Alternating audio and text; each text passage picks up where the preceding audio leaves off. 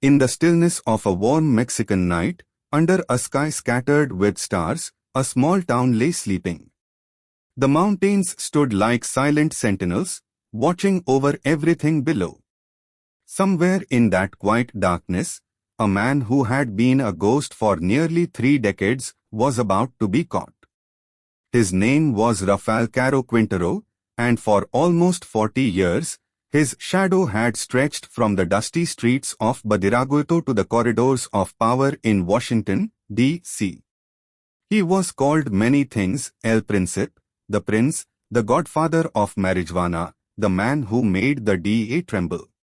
But to those who knew his story, he was something more complicated: a farmer turned kingpin, a rebel who built an empire, a man who defied 2 nations and paid the ultimate price.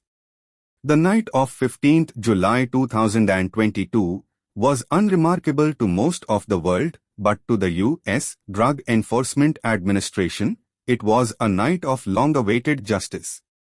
Mexican Marines, acting on intelligence, descended on the town of San Simon in Sinaloa state. Their target had been on the FBI's most wanted list for years, with a $20 million bounty on his head. The mission was swift but tense. Every soldier knew who they were after, and every soldier knew the weight of history they carried on their shoulders. When they finally surrounded the house where he was hiding, the man inside did not resist. He was older now, 70 years old, his face lined by time and stress, but his presence was still commanding.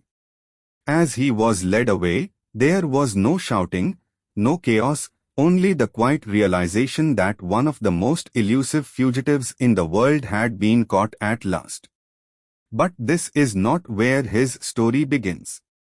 To understand why this arrest made headlines across the globe, we must go back to the mountains of Sinaloa, to the fields where he first learned to work the earth, to the time when Mexico's drug trade was still in its infancy.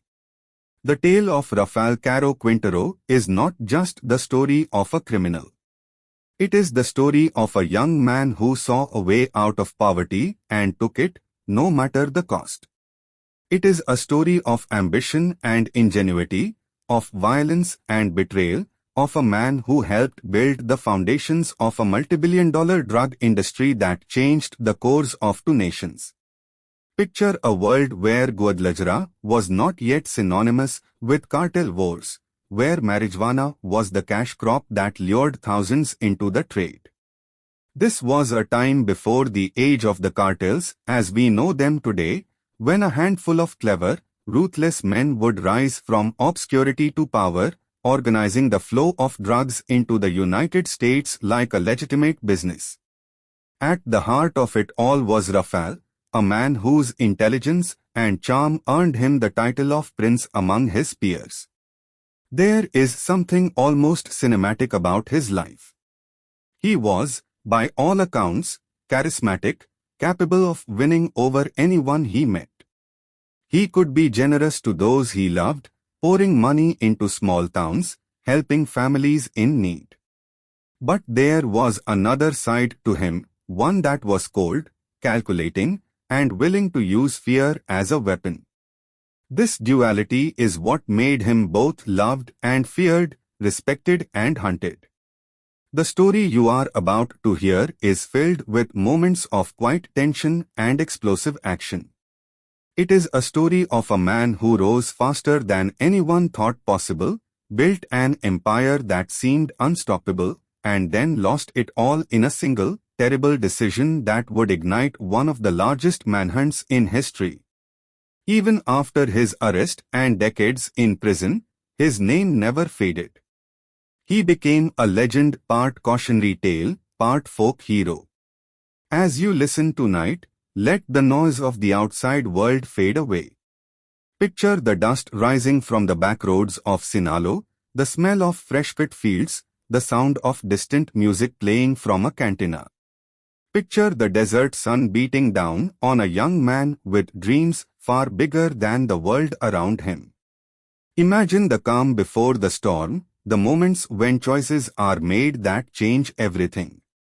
What follows is not just a crime story. It is a journey through time, through Mexico's underworld, through the rise and fall of a man who defied governments and captured the imagination of millions.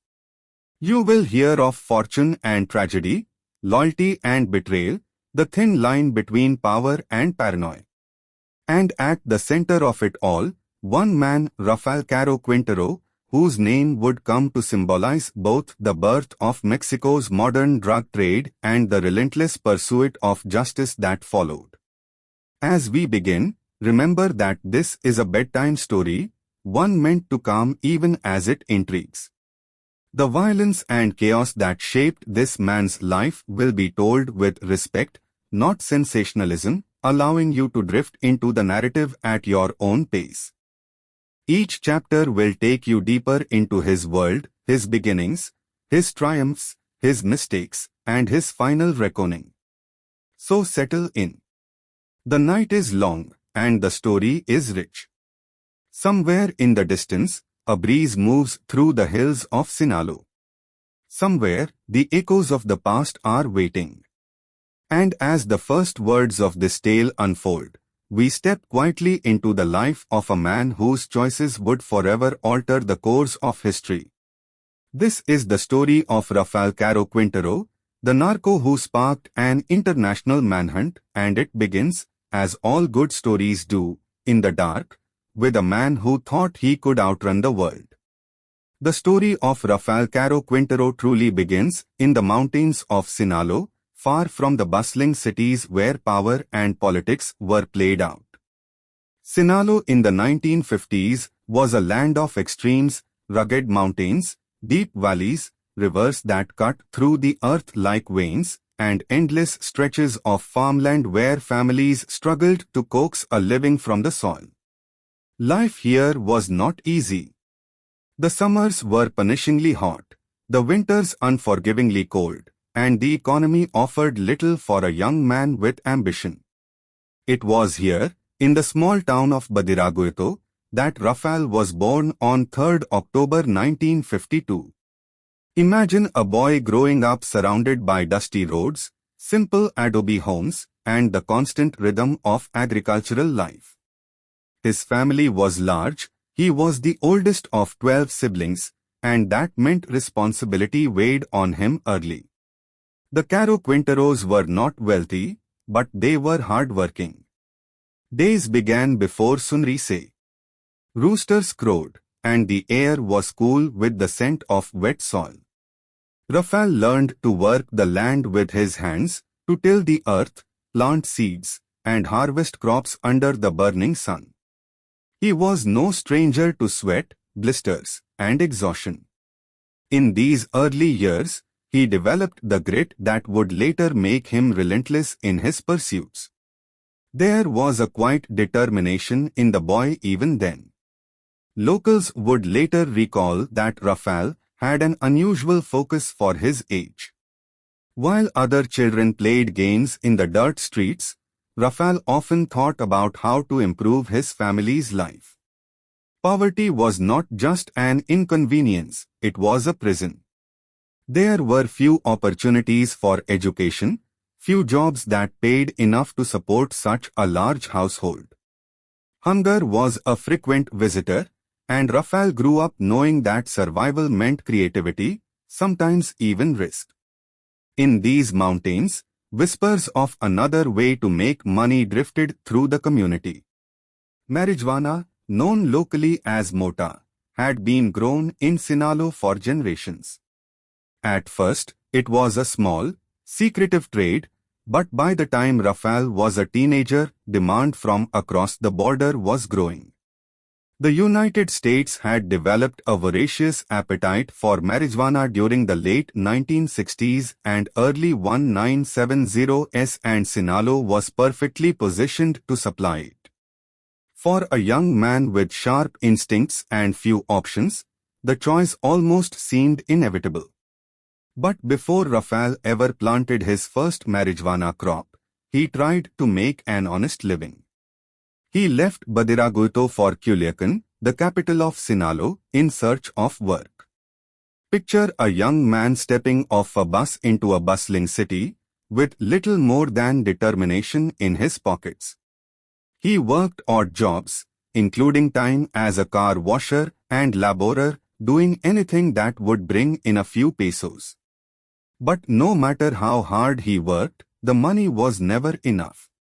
The city was unforgiving, and Rafael soon learned that staying poor in a place full of wealth was like standing outside a house in the rain, watching others sit by the fire. The turning point came when he returned to his hometown and decided to try his hand at marijuana cultivation.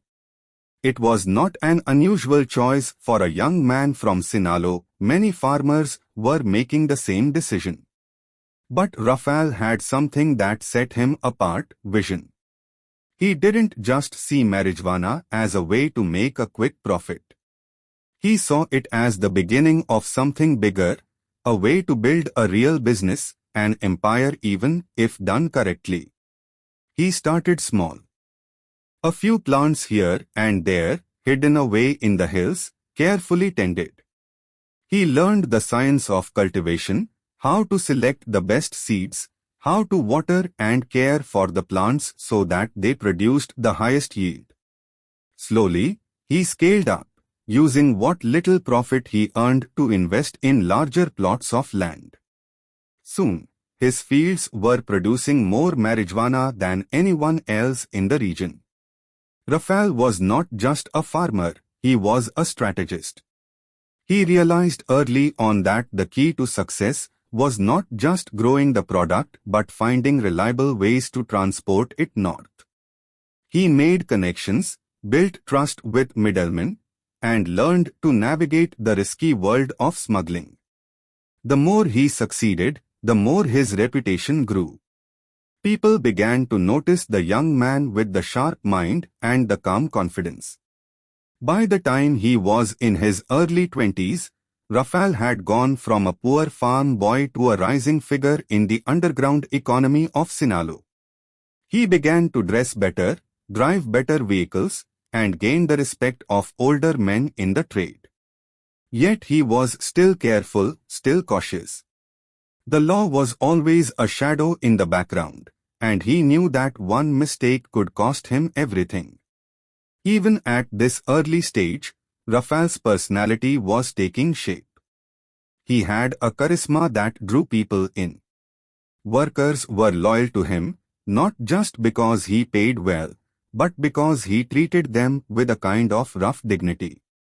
He shared his wealth with his community, helping those who were struggling, earning a reputation as someone who looked after his own. This generosity would become a hallmark of his public persona, a trait that would later lead some to see him as a kind of Robin Hood figure. But beneath the charm was a man who understood that power required strength. Competition was fierce, and disputes were often settled with violence. Rafael learned to be ruthless when necessary. He learned that survival meant keeping allies close, enemies closer, and always staying 2 steps ahead. As the 1970s progressed, Rafael's ambitions grew. Marijuana was profitable, but he saw room for expansion. He began thinking beyond his small operations, dreaming of building something on a scale no one had attempted before. And somewhere along this path, he would cross the orbits of men like Miguel Angel Felix Gallardo and Ernesto Fonseca Carrillo, men who were already carving out their place in Mexico's criminal underworld. What lay ahead for Rafael was something extraordinary, a chance to help create the Guadalajara Cartel, the organization that would transform Mexico's drug trade into a centralized, powerful machine. But before that, there would be risks, betrayals, and bold moves that would define his reputation. For now, in this part of the story, Rafael is still just a young man in the mountains of Sinaloa, standing at the edge of destiny. The dust of Badiraguito clings to his boots, the sun burns his back, and the future stretches out before him like a road twisting through the hills. Somewhere ahead, greatness waits, but so does tragedy. The choices he is about to make will lift him higher than he ever dreamed and pull him into darkness deeper than he ever imagined. Rafael Caro Quintero's early ventures into marijuana cultivation had already given him a taste of power, but small-scale farming could only take him so far. The young man who once tilled the soil for survival now found himself thinking like an entrepreneur, even like a general, planning bigger fields, organizing workers, and finding new routes to get his product to market. This was no longer just about feeding his family. This was about building something lasting. Something formidable. And yet, with every step forward, the risks multiplied. In Sinaloa, law enforcement was not a distant concept, it was a constant threat, unpredictable and dangerous. A single raid could wipe out months of work. Soldiers patrolled the mountains, helicopters occasionally thundered overhead, and rumors spread quickly through the villages about who had been caught, who had been beaten, who had disappeared. Rafael learned early that survival in this world meant two things: paying attention and paying the right people. Bribery was not considered corruption, it was considered business. As his operations grew, Rafael became more ambitious, more daring. He started buying better equipment, paying his workers well, and ensuring that loyalty was rewarded. He built networks of informants who warned him when police were nearby. It was here that his natural leadership truly began to shine. Men followed him not just because he was successful, but because he was confident and calm under pressure. He had a way of making others feel that everything was under control, even when danger was near. But Rafael was not content to remain a small player forever. The money from marijuana was flowing, but the logistics of smuggling were becoming more complex. He needed protection, distribution channels, and bigger partnerships. And it was at this crossroads that fate introduced him to the men who would change his life: Miguel Angel Felix Gallardo and Ernesto Don Neto Fonseca Carrillo. Miguel Angel Felix Gallardo was already a man of influence. Known as El Padrino, the Godfather, Felix Gallardo had once served as a federal police officer and a bodyguard for the governor of Sinaloa. He had connections that reached deep into politics and law enforcement, giving him a level of security most traffickers could only dream of. He was smooth, intelligent, and business-minded, preferring organization to chaos. Then there was Don Neto, the seasoned trafficker with a reputation for cunning and experience. Where Felix Gallardo brought political protection, Don Neto brought knowledge of routes, logistics, and the art of smuggling at scale. These men were not ordinary criminals, they were the architects of what would become the Guadalajara cartel, the first true cartel in Mexico. For a young Rafael, meeting them was like stepping into a different world. Suddenly, the dream of expansion was no longer a fantasy.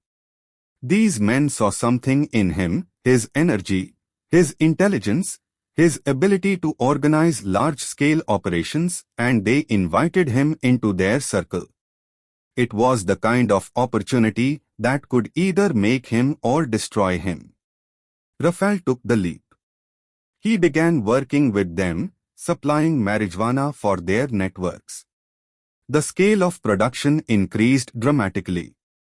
Rafael invested in land, vast stretches of it, where he could grow marijuana on an industrial level. He introduced modern farming techniques, using irrigation systems, fertilizers, and carefully controlled cultivation cycles to maximize yield. Soon, his fields were producing some of the highest quality marijuana in the region, and his name became synonymous with reliability. But with greater success came greater attention. Mexican authorities began to notice the unusually large operations springing up in the region. Helicopters started flying overhead more frequently, sometimes circling for hours, trying to locate plantations. Rafael knew that one mistake could bring everything crashing down. Yet, he thrived under pressure. Each new challenge seemed to sharpen him, to make him more strategic, more precise. His first encounters with the law were like warnings from the universe. There were arrests, yes, small ones, mostly for possession or suspicion of trafficking. But Rafael often managed to get out quickly, usually through bribery or legal maneuvering. Each brush with danger taught him something new: how to stay ahead of investigations, how to move product quietly, how to keep his workers loyal and silent. At night, as trucks moved along dark, winding roads toward the U.S. border, Rafael would stand by, watching them disappear into the horizon. Each shipment was a gamble. Each one meant money, power, but also the risk of prison or death. It was a game of nerves, and Rafael played it well. The 1970s in Mexico were a turning point. Demand in the United States was higher than ever, and the Mexican drug trade was becoming more structured. No longer was it just small farmers selling to independent smugglers. There was now a hierarchy, a chain of command, a network of corruption that reached all the way to the highest levels of government. Rafael found himself climbing that hierarchy quickly, proving his worth to Felix Gallardo and Don Nato by delivering results consistently. This was the era when Rafael began to be known as El Príncipe, the Prince. The nickname fit him. He was young, handsome, and charismatic. He dressed sharply, carried himself with quiet confidence, and began to enjoy the fruits of his labor. He bought better vehicles, threw parties, and was seen with beautiful women. Yet he never completely abandoned his roots. He continued to support his family, giving them houses and money, ensuring they were cared for. But there was also a darker side to this rise. Violence was never far away. Disputes with rival traffickers sometimes ended in bloodshed. Corrupt officials demanded higher bribes, and when they didn't get them, they could turn dangerous. Rafael had to learn when to negotiate, when to intimidate, and when to make an example of someone. Every decision carried weight now. One wrong move could spark a war, attract unwanted federal attention, or worse, anger his powerful partners. Rafael walked a fine line between being bold enough to expand and cautious enough to survive. By the end of the decade, Rafael had transformed from a simple marijuana farmer into a major player in a growing drug empire. His operations were vast, his connections strong, and his ambition greater than ever. But success, as it often does, came with a cost. The larger the operation grew, the more visible it became. The DEA was beginning to notice that something massive was happening south of the border. For Rafael, this was only the beginning. His next steps would take him into uncharted territory, massive plantations so large they could be seen from the air, alliances that would make him one of the most powerful traffickers in Mexico, and decisions that would eventually put him on a collision course with the United States government. The stage was set. The young man from Badiraguato had become the prince of marijuana, a rising star in the underworld. But every rise carries with it the shadow of a fall. And somewhere in the future, that shadow was waiting. By the late 1970s, Rafael Caro Quintero was no longer just a young farmer running hidden crops in the mountains. He was a businessman, if not in the legal sense, then certainly in the organizational sense. His operations had become too large, too sophisticated, and too profitable to remain under the radar. The moment had come for something bigger, something more structured. And that something would soon take the form of what history remembers as the Guadalajara cartel. Guadalajara was a city unlike any Rafael had ever experienced. Located in the state of Jalisco, it was cosmopolitan, bustling, and perfectly positioned as a hub for smuggling operations. Its highways connected the Pacific coast to the interior, its airport provided easy access for shipments, and its growing population made it an ideal place to blend in. For a man with Rafael's ambition, it was the perfect headquarters. And for his partners, Miguel Angel Felix Gallardo and Ernesto Fonseca Carrillo, it was the place where a vision would come to life. The move to Guadalajara was bold. Rafael uprooted himself from Sinaloa and began investing heavily in infrastructure. No longer was he satisfied with small plots of marijuana hidden in remote hillsides, he wanted plantations so vast they could supply half of the United States. And so, with the guidance of Felix Gallardo and Don Nato, he began buying land, hiring hundreds of workers, and implementing irrigation systems on a scale never seen before. The centerpiece of this operation would later become infamous, Rancho El Bufalo. Imagine an expanse of land so large it stretched for thousands of acres, planted with row upon row of marijuana as far as the eye could see. Workers toiled under the sun, harvesting plants, drying them in warehouse, packaging them for transport. It was a factory in the open air, and it was producing millions upon millions of dollars worth of product every month. But what made the Guadalajara cartel so different from the fragmented traffickers that came before was its level of organization. Under the leadership of Felix Gallardo, the cartel became a centralized, almost corporate entity. Territories were divided, responsibilities assigned, profits carefully distributed. The cartel controlled not just marijuana but also heroin and, increasingly, cocaine shipments from Colombia. They were brokers, middlemen, and transporters, taking a cut from nearly everything that passed through Mexico on its way north. Rafael flourished in this environment. He was, by now, considered one of the most successful marijuana traffickers in history. His plantations produced some of the finest quality cannabis available, and his ability to organize labor and logistics made him indispensable. He was the cartel's agricultural mastermind, its supply chain innovator, its young prince whose fields funded the cartel's rise. Life in Guadalajara brought with it a new level of luxury.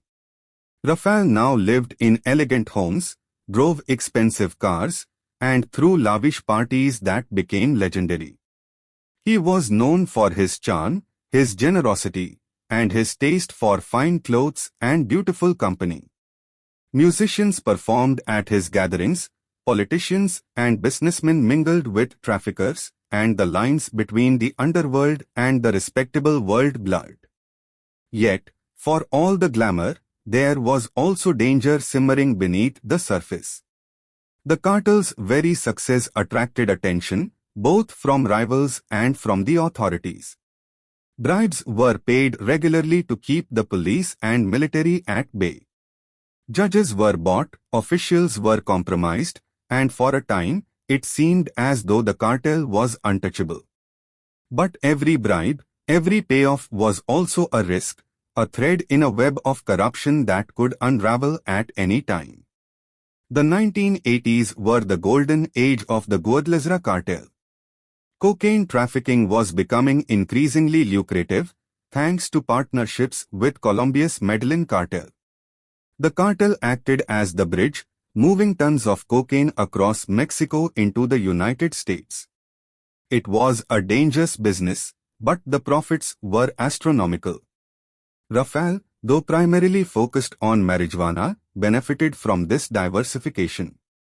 The cartel was flush with cash, and with money came influence. Despite the growing power, Rafael never forgot his roots. He continued to funnel money back into Badiraguito and other rural communities, building homes, funding local infrastructure, and supporting the poor.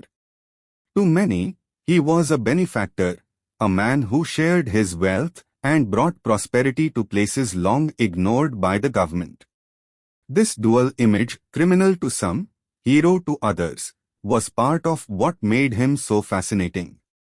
But there was also an edge to Rafael's personality that could not be ignored. He was known to be ruthless when crossed. Stories circulated of rivals disappearing, of traitors being dealt with harshly. This was not unusual in the world of drug trafficking, but it added to his growing legend. People respected him, yes, but they also feared him. Guadalajara itself was changing. As the cartel tightened its grip, the city became a center of operations not just for trafficking but also for money laundering, political deal-making, and power brokering.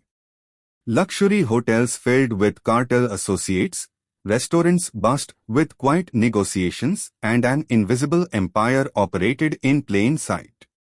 For those within the cartel, it was a time of expansion and confidence. For those outside of it, it was a time of growing unease. Rafael's rise during this period seemed unstoppable. He had gone from a farm boy with dusty boots to a wealthy, powerful man who could shape the drug trade of an entire nation.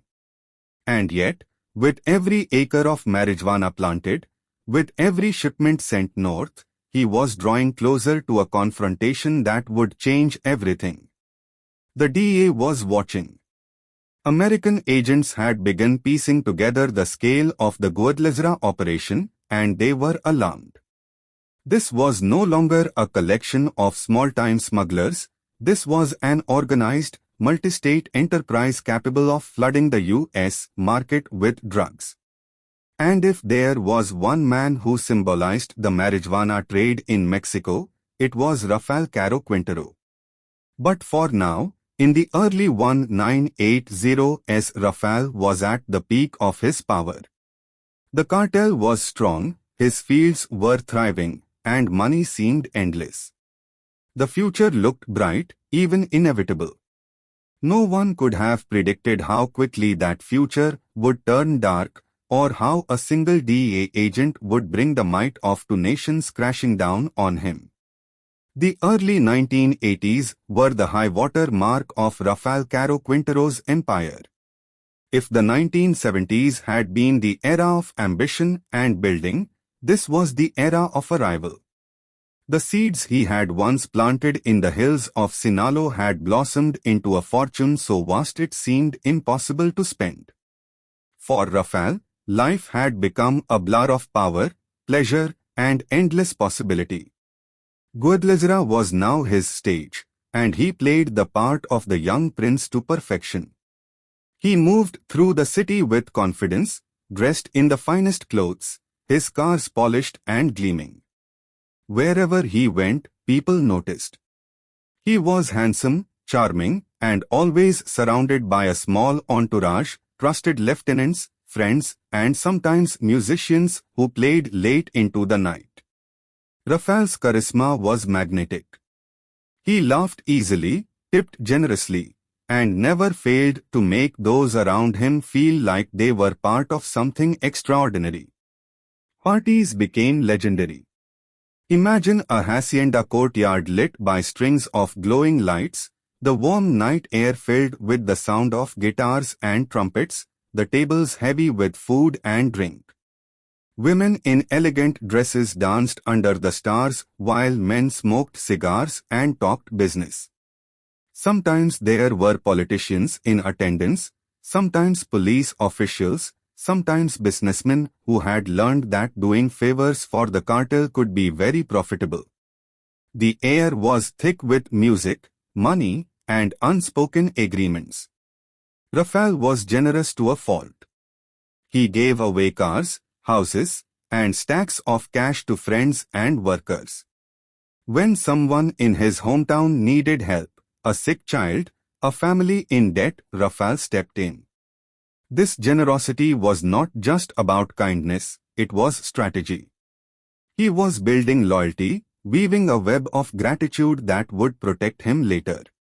In Badiraguito and beyond, he was seen not merely as a trafficker but as a benefactor, someone who lifted entire communities out of poverty. But the wealth also brought extravagance. Rafael developed a taste for the best things life could offer. His wardrobe included imported suits and handmade boots.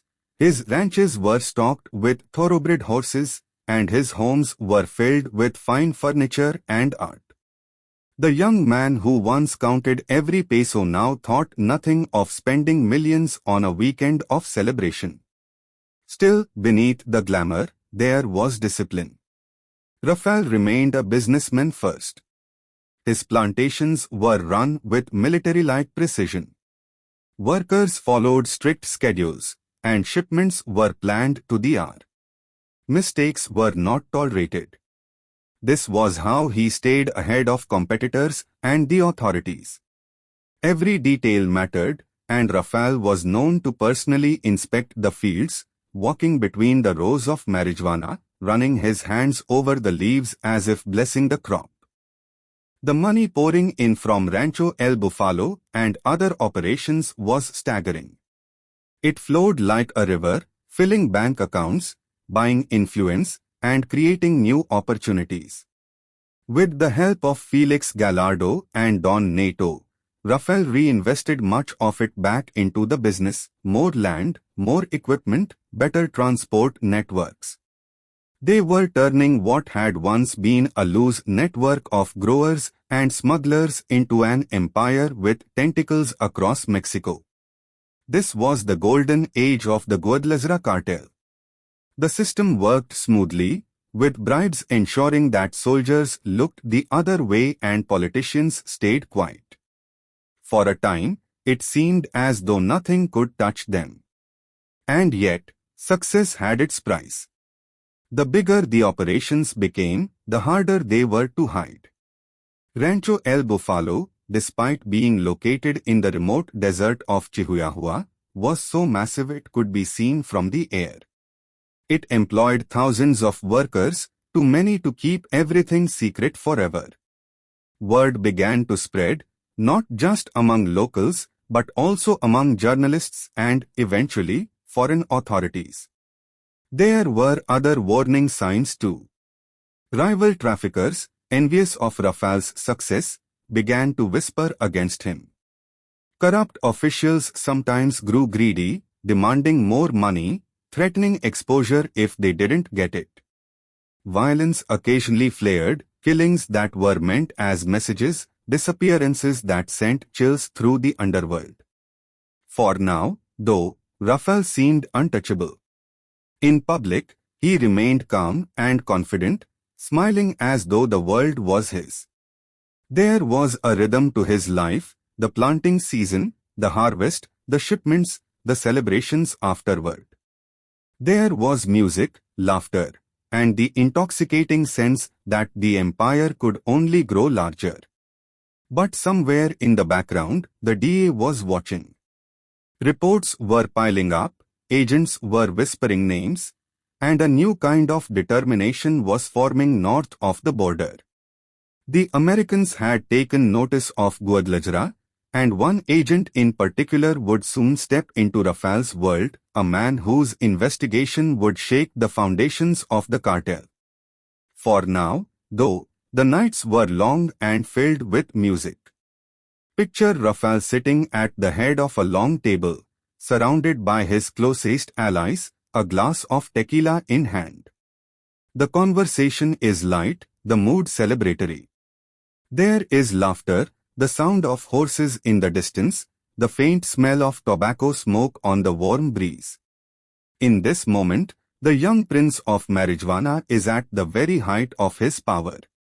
No one could know that just beyond the horizon, a storm was gathering. A storm that would burn his fields to ash, tear apart his cartel, and turn Rafael from a kingpin into one of the most wanted fugitives on earth. The Golden Age was brilliant, but like all golden ages, it was fragile. And soon, the cracks would begin to show.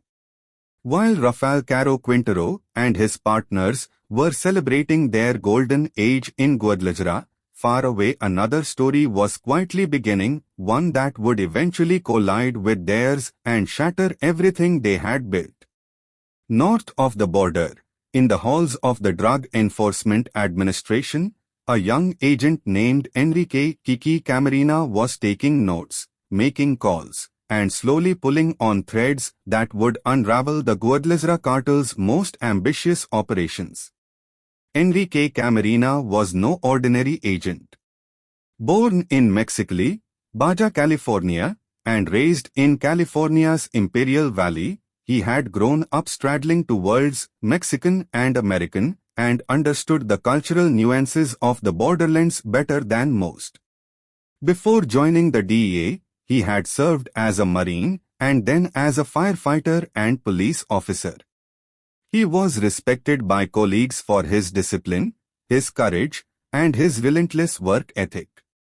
He wasn't just chasing criminals for a paycheck, he truly believed in the mission to stop drug trafficking from destroying lives.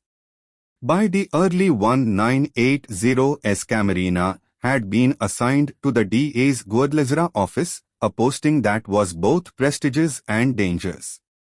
Guadalajara at that time was quickly becoming the epicenter of Mexico's drug trade. For the DEA, it was like sitting in the eye of a storm, quiet enough to see everything swirling around you, but knowing that at any moment the winds could shift. Camarena began to notice patterns. Large shipments of marijuana and cocaine were flowing north through Mexico, far more than could be explained by small independent growers. He started gathering intelligence, speaking with informants, and piecing together a picture of a highly organized network. This was not random smuggling, this was coordinated, disciplined, and vast. The more he looked, the more one name began to appear: Rafael Caro Quintero, the Prince of Marijuana. The man who had turned entire deserts into green oceans of cannabis. Camarena realized that to dismantle the pipeline feeding drugs into the United States, he would have to go after the source. But going after Rafael was easier said than done. The Guadalajara cartel was protected by layers of corruption. Police officers, soldiers, judges, many were on the payroll. Attempting to move against someone like Rafael meant not just going after a trafficker but also challenging the very system that allowed him to thrive. Still, Camarena was undeterred. He began to develop a strategy, working carefully to build a case that could withstand legal scrutiny and political pressure. He collected evidence methodically, like a man assembling a puzzle. Every lead mattered. Every surveillance photo, every intercepted conversation, every informant report brought him closer to understanding the scale of the operation. Life as a DEA agent in Guadalajara was not easy. The office was small, underfunded, and constantly under threat. Agents had to be cautious at all times. Surveillance was risky, informants could be compromised, bribes could buy information about DEA movements. Camarena and his colleagues lived with the knowledge that one wrong move could be fatal. Yet, despite the danger, there was a quiet determination in him. He believed that if they could make a significant bust, it would send a message that the United States was serious about curbing the drug trade and that traffickers could not operate with impunity. The opportunity came in late 1984, when intelligence suggested the existence of a massive marijuana plantation in Chihuahua, Rancho El Bufalo. For Camarena, this was the breakthrough he had been waiting for. If they could locate and destroy this plantation, it would cripple the cartel's finances and send shockwaves through the underworld. But moving against Rancho El Bufalo would not be simple. The plantation was heavily guarded, and the cartel had allies in high places. Camarena and the DEA had to work closely with Mexican authorities, coordinating an operation that required secrecy and precision. The stakes were enormous.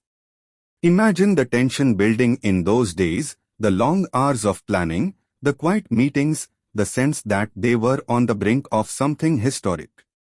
Camarena knew that once they struck, there would be no going back. The cartel would not forgive such an assault on their livelihood. Retaliation was almost certain. And yet, there was no turning away. Camarena believed too strongly in what he was doing.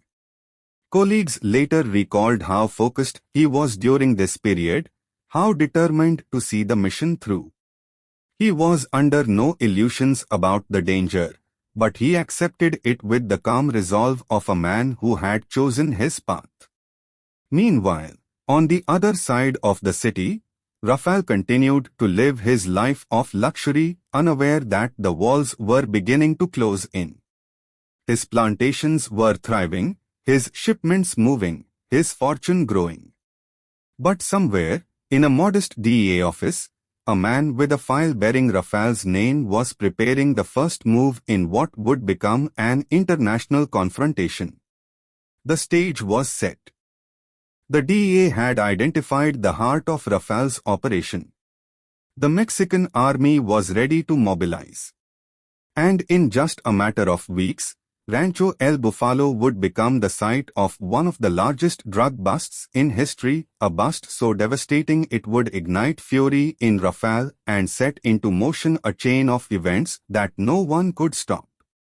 For now, though, there was only quiet before the storm. Camarena drove through the streets of Guadalajara in his red Ford truck, greeting neighbors, speaking softly to informants, jotting notes in his files. He knew danger was near, but he carried himself with calm professionalism. To those who met him, he was approachable, even worn. Few would have guessed that this quiet man was about to strike at the very heart of Mexico's most powerful cartel.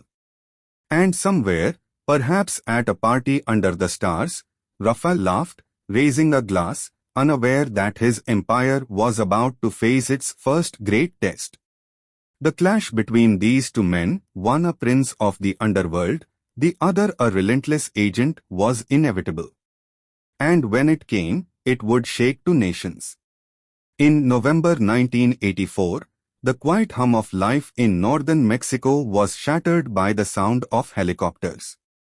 The desert of Chihuahua, usually so still, roared with engines as convoys of Mexican soldiers rolled toward a secret so massive it would soon shock the world.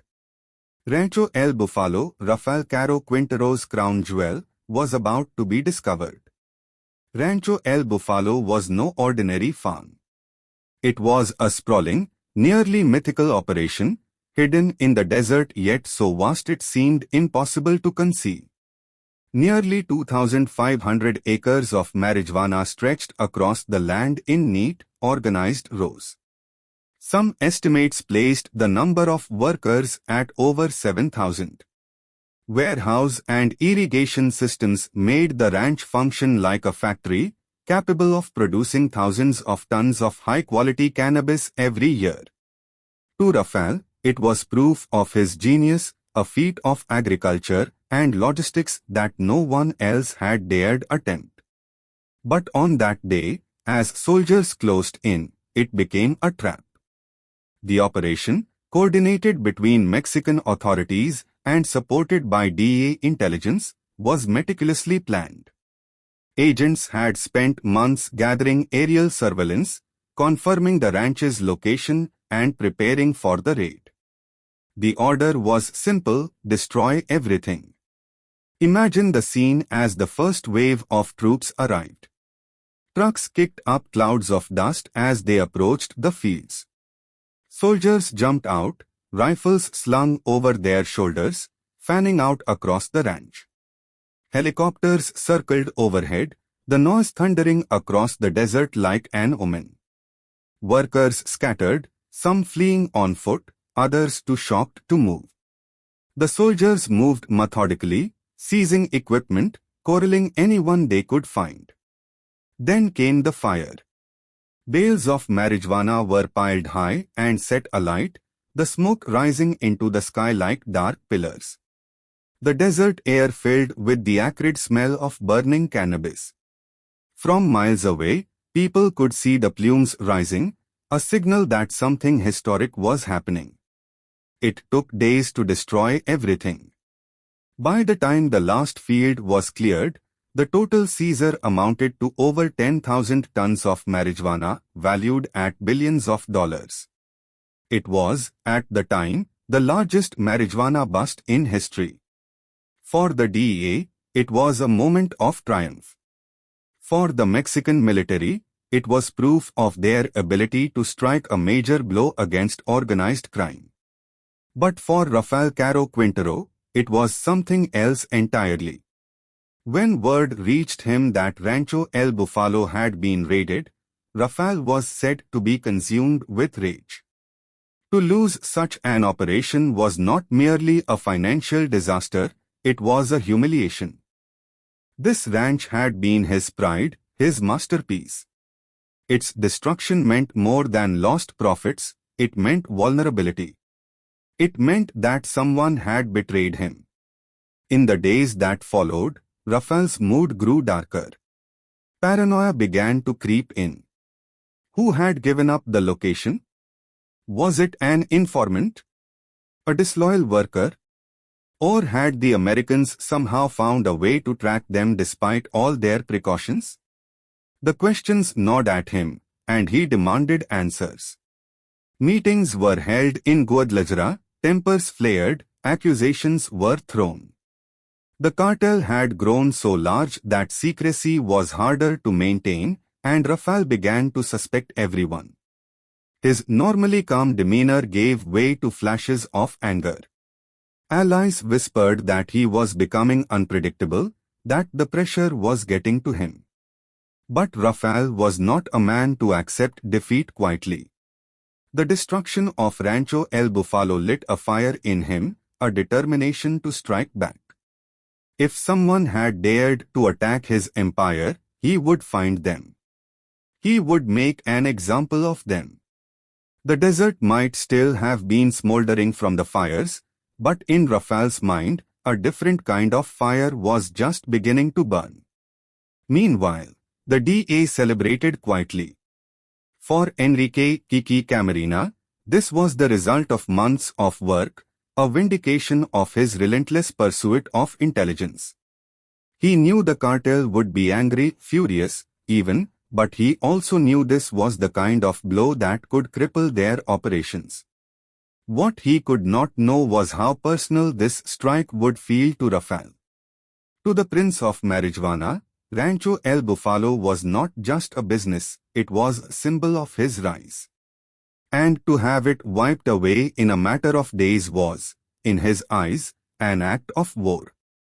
The raid marked a turning point. Before Rancho El Bufalo, the relationship between traffickers and authorities had been a tense but relatively predictable dance. Bribes were paid, shipments moved, and life went on.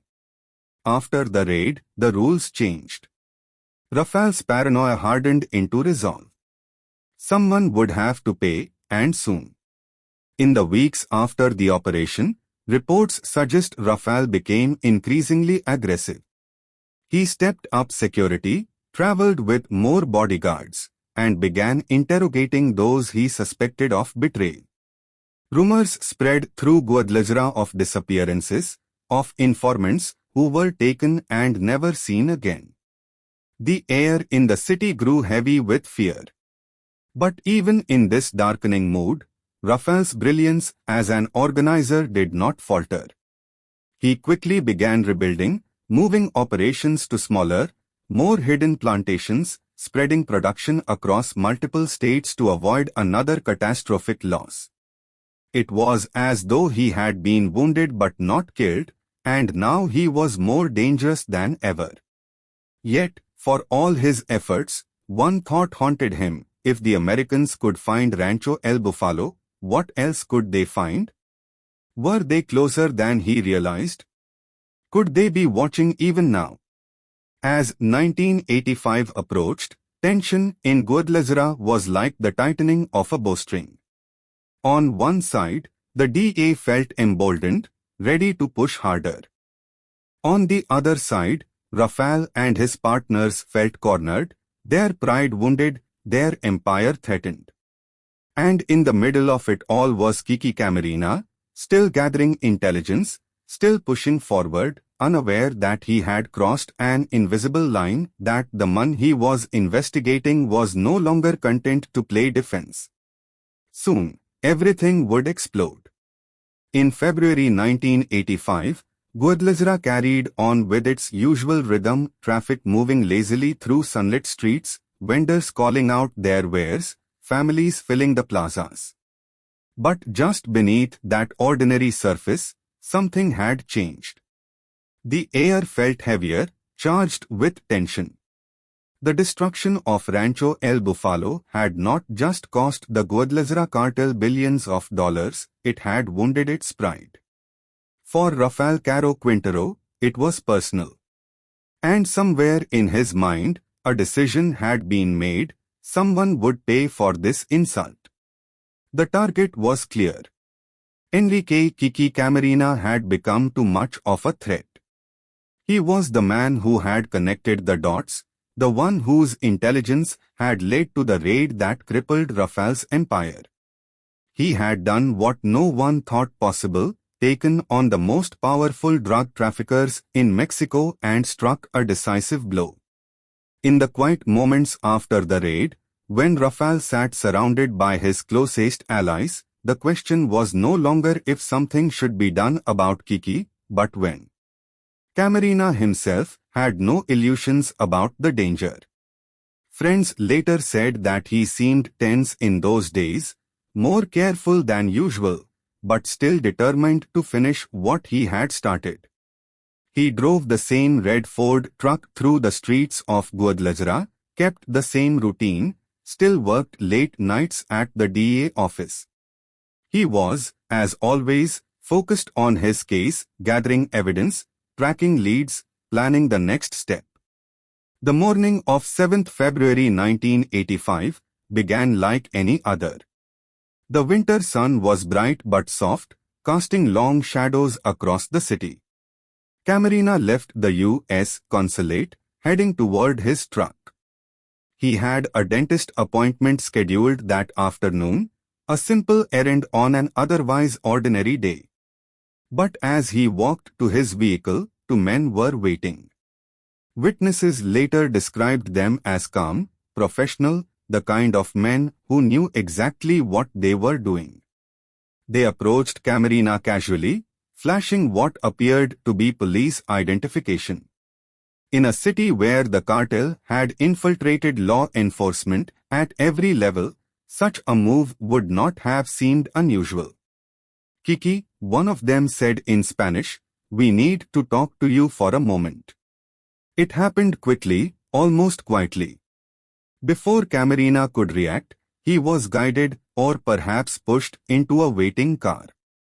His driver, Alfredo Zavala, was taken as well. The vehicle pulled away smoothly, disappearing into the afternoon traffic. On the street, there was no shouting, no struggle, no scene. To a passerby, it might have looked like an ordinary police action, nothing to notice. But for those who knew what had just happened, it was like a stone dropped into still water. The ripples would soon spread across to nations. When Camarena failed to show up for his appointment, his colleagues grew concerned. Calls were made. Messages sent. By evening, it was clear that something was very wrong. The DA office buzzed with quiet urgency. Camarena was not the kind of man who missed meetings, who failed to check in. Meanwhile, Rafael and his associates gathered in a safe house. The mood was cold, determined. Kiki had been brought there, blindfolded and restrained. This was no ordinary kidnapping for ransom, this was an interrogation, an act meant to send a message. The hours that followed would become some of the most infamous in DA history. Camarena was tortured for information about what the DA knew, about who had betrayed the cartel, about how much evidence had been collected. The interrogation was systematic, brutal, and drawn out. For the purposes of this story, we do not dwell on the details of that suffering. It is enough to know that it was severe, that it went on for more than 30 hours, and that Camarena endured it with extraordinary courage. Even in his final hours, he refused to give up information that could compromise his colleagues. Back at the consulate, a sense of dread spread through the staff. Phone calls were made to Washington, urgent messages sent to the embassy in Mexico City. The realization was setting in. A U.S. federal agent had been kidnapped in broad daylight, likely by the most powerful drug cartel in the country. For Rafael, this was meant to be justice, retribution for the billions lost in the desert. But it was also a line crossed, one that could not be uncrossed. In targeting Camarena, the cartel had declared war, not just on the DA, but on the United States government itself. As night fell on Guadalajara, the city seemed eerily quiet. Somewhere, in a darkened room, Kiki was still alive, still enduring. Somewhere, Rafael was pacing, his mind racing between fury and calculation. What they did next would decide the fate of the entire cartel. When morning came, Camarena was gone, not escaped, but silenced. His body, along with that of Alfredo Zabla, would later be discovered outside the city, a grim confirmation of what everyone had feared. News of the murder hit the DA like a shockwave. Agents who had worked alongside Camarena wept openly. Flags were lowered. The U.S. government responded with unprecedented fury. Operation Leyenda was launched, the largest manhunt in DA history, with the goal of finding those responsible and bringing them to justice. But that reckoning was still to come. For now, in February 1985, the streets of Guadalajara were tense, every shadow heavy with threat. Rumors spread quickly: who had ordered the kidnapping, who had carried it out, who might be next. People whispered Rafael's name, some with fear, some with awe. The abduction and murder of Kiki Camarena marked the end of an era. The golden age of the Guadalajara cartel was over. What lay ahead was a storm of raids, arrests, and betrayals that would tear apart everything Rafael had built. But as we leave this moment, we linger on the image of that quiet afternoon, the red truck parked outside the consulate, the men approaching with calm voices, and the agent who walked with them, not knowing that he was taking the final steps of his life. The night after Enrique Kiki Camarena's abduction was a long one. Inside the safe house, the lights burned low, the air heavy with cigarette smoke and tension. Kiki sat bound, blindfolded, his hands behind him, his body battered but his resolve unbroken. In those hours, he must have known what was coming. He had been in law enforcement long enough to recognize the danger, to sense that this was not a kidnapping for ransom but something far more personal. Rafael Caro Quintero was there, according to witnesses. Others came and went: cartel lieutenants, men loyal to Don Nato and Felix Gallardo. The room would have been crowded, voices low but urgent, questions sharp and relentless. They wanted to know how much the DA knew, who had tipped them off about Rancho El Bufalo, whether more raids were coming. Each question carried with it an unspoken threat, and yet Kiki held his ground. What we know of those hours comes largely from recordings recovered later, chilling evidence of what took place. For over 30 hours, Camarena was interrogated and tortured, his captors desperate to extract every detail from him. But even as his strength faded, he refused to betray his colleagues or his mission. In this quiet, dark room, with enemies all around him, Kiki showed the same courage he had shown his entire career, calm, steady, unwilling to break. For Rafael, the interrogation was as much about pride as it was about intelligence. Rancho El Bufalo had been his masterpiece, his proof that he could outthink everyone, and it had been destroyed. To him, Kiki was not just a man, he was the symbol of the humiliation Rafael had suffered. And in that moment, pride and anger were far louder than caution. Outside the safe house, Guadalajara carried on as though nothing had happened. Traffic rolled through the streets, cantinas stayed open late, the city breathed as usual. But inside the DEA office, silence had turned to alarm. When Kiki did not return, his colleagues knew immediately that something was wrong. Calls were made to local authorities, but the responses were slow, hesitant. The sense of dread grew with every passing hour. Days later, the nightmare became reality. Kiki's body, along with that of his driver, Alfredo Zabla, was found outside the city, wrapped and buried in a shallow grave. News of the discovery spread quickly, first through DEA channels, then to the media. The reaction was immediate and visceral. In Washington, officials were stunned. This was the first time a U.S. federal agent had been kidnapped, tortured, and murdered on foreign soil by a drug cartel. The killing was seen not just as a crime, but as a direct challenge to the United States government. The quiet manhunt that had followed Rancho El Bufalo now became something else entirely, a full-scale campaign for justice. But before that response came, there was mourning. Camarena's colleagues spoke of him with reverence, of his dedication, his kindness, his humor. In his hometown of Calexico, California, flags were lowered, streets lined with mourners.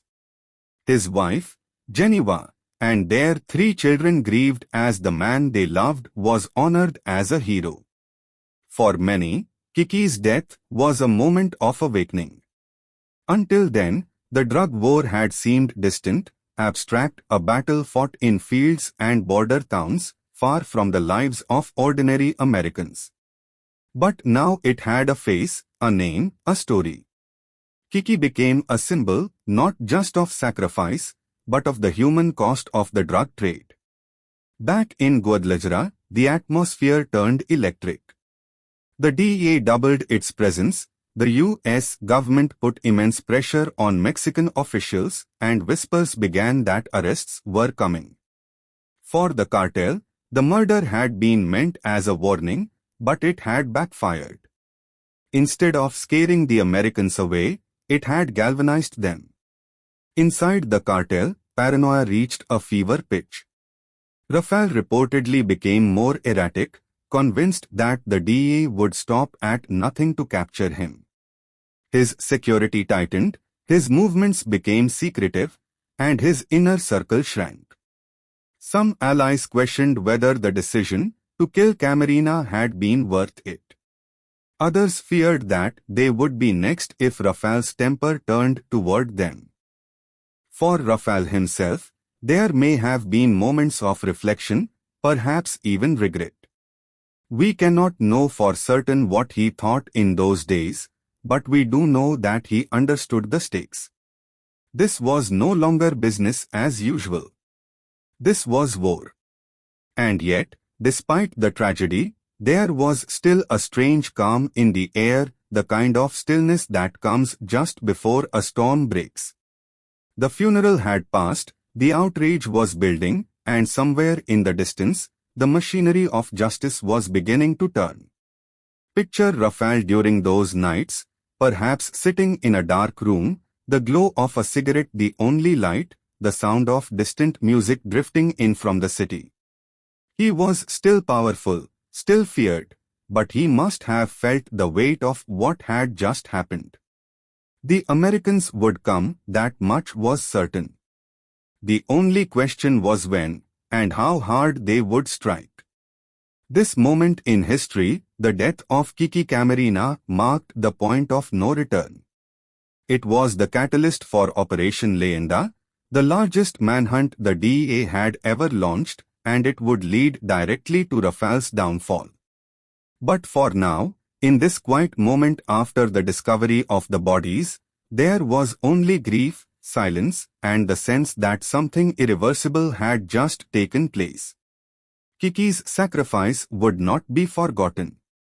His name would become a rallying cry for justice, his story told and retold for generations.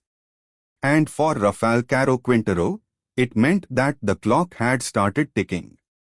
The days of celebration were over. The hunt was about to begin. The murder of Enrique Kiki Camarena did more than shatter lives, it shook the foundations of U.S. Mexico relations.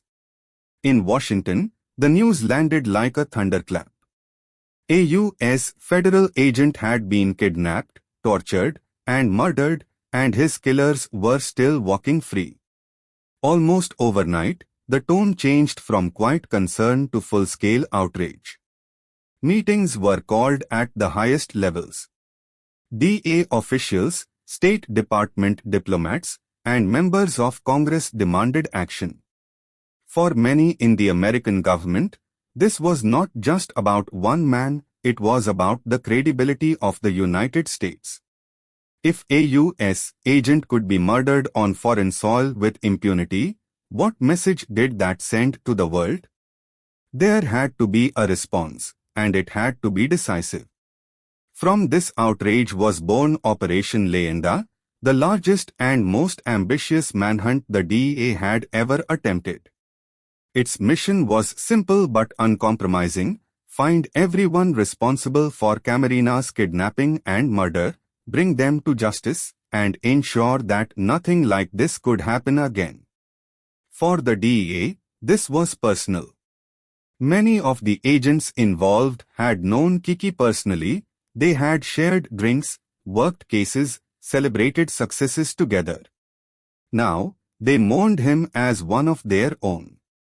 In their grief, there was a quiet determination, almost a vow, that they would not rest until justice was served. In Mexico, the atmosphere was tense. The Guadalajara cartel had grown so powerful that many officials were reluctant to confront it. Corruption ran deep, and the cartel's reach extended into police forces, military units, even courtrooms. But the Americans were no longer willing to accept excuses. Diplomatic pressure was applied like never before. The U.S. temporarily closed its border crossings in protest, a dramatic move that cost Mexico millions in lost trade every day. American officials demanded arrests, extraditions, and cooperation at the highest levels. Behind closed doors, the message was clear: find Rafael Caro Quintero and his associates, or face severe consequences. For ordinary Mexicans, the pressure was palpable. Newspapers filled with headlines about the Camarena case, radio broadcasts speculated about arrests, and rumors flew through Guadalajara's streets. Some whispered that Rafael would never be caught, that his connections were too strong. Others said that the Americans would come and take him by force if necessary. Inside the cartel, paranoia turned to near panic. Rafael knew that the United States would stop at nothing. Meetings were held in secret, safe houses were changed frequently, and plans were made for escape. Some members of the cartel urged caution, suggesting that they lie low and wait for the outrage to cool. But Rafael was not a man to sit still. His anger had not faded, if anything, it had hardened. Yet there was an awareness now that the ground beneath him was shifting. The bribes that had once guaranteed safety were no longer as effective. Politicians who had once been allies began to distance themselves, unwilling to risk their own careers. The protection net that had shielded Rafael for so long was beginning to tear. Operation Leyenda was relentless. DEA agents fanned out across Mexico, working with and sometimes pressuring local authorities to gather intelligence. Informants were paid handsomely, and the Americans were willing to pursue every lead, no matter how small. Slowly, a picture emerged of where Rafael might be hiding and who was helping him stay ahead of the law. Meanwhile, the international spotlight grew brighter. The murder of a DEA agent was front-page news around the world, and Rafael's face became synonymous with the case. His name was spoken not just in Mexico and the United States but across Europe, Asia, and South America. He had become more than a trafficker. He was now a symbol of defiance, the man who had dared to take on the United States and struck at its heart. But symbols carry weight, and this one carried a heavy price. The manhunt was not just about arresting a fugitive, it was about sending a message. No matter how powerful you were, no matter how high your connections went, you could not kill an American agent and escape justice. For Rafael, each day on the run was a test. He had to stay ahead of the army, the police, the DEA, all while managing the cartel's operations and keeping his enemies from turning on him. The tension was like a drumbeat in the background, constant and unrelenting. Imagine him during this time, moving from safe house to safe house under the cover of night, traveling with trusted bodyguards, sleeping lightly, a pistol always within reach. The man who had once thrown lavish parties and danced under the stars was now a fugitive, his world shrinking by the day. In Washington, Operation Leyenda built momentum. Names were added to arrest lists, warrants issued, intelligence shared with the FBI, CIA, and even Interpol. The net was tightening. And yet, for all the progress, Rafael remained elusive. He knew the terrain, had loyal supporters, and still commanded fear and respect. The hunt would take time, and in that time, more lives would be changed, more alliances broken, more secrets revealed. But there was no going back. The murder of Kiki Camarena had set this chain of events into motion, and nothing would stop it now. The United States wanted justice, and it would follow Rafael Caro Quintero to the ends of the earth to get it. Somewhere in the mountains, under a sky full of stars, Rafael must have felt the weight of that pursuit.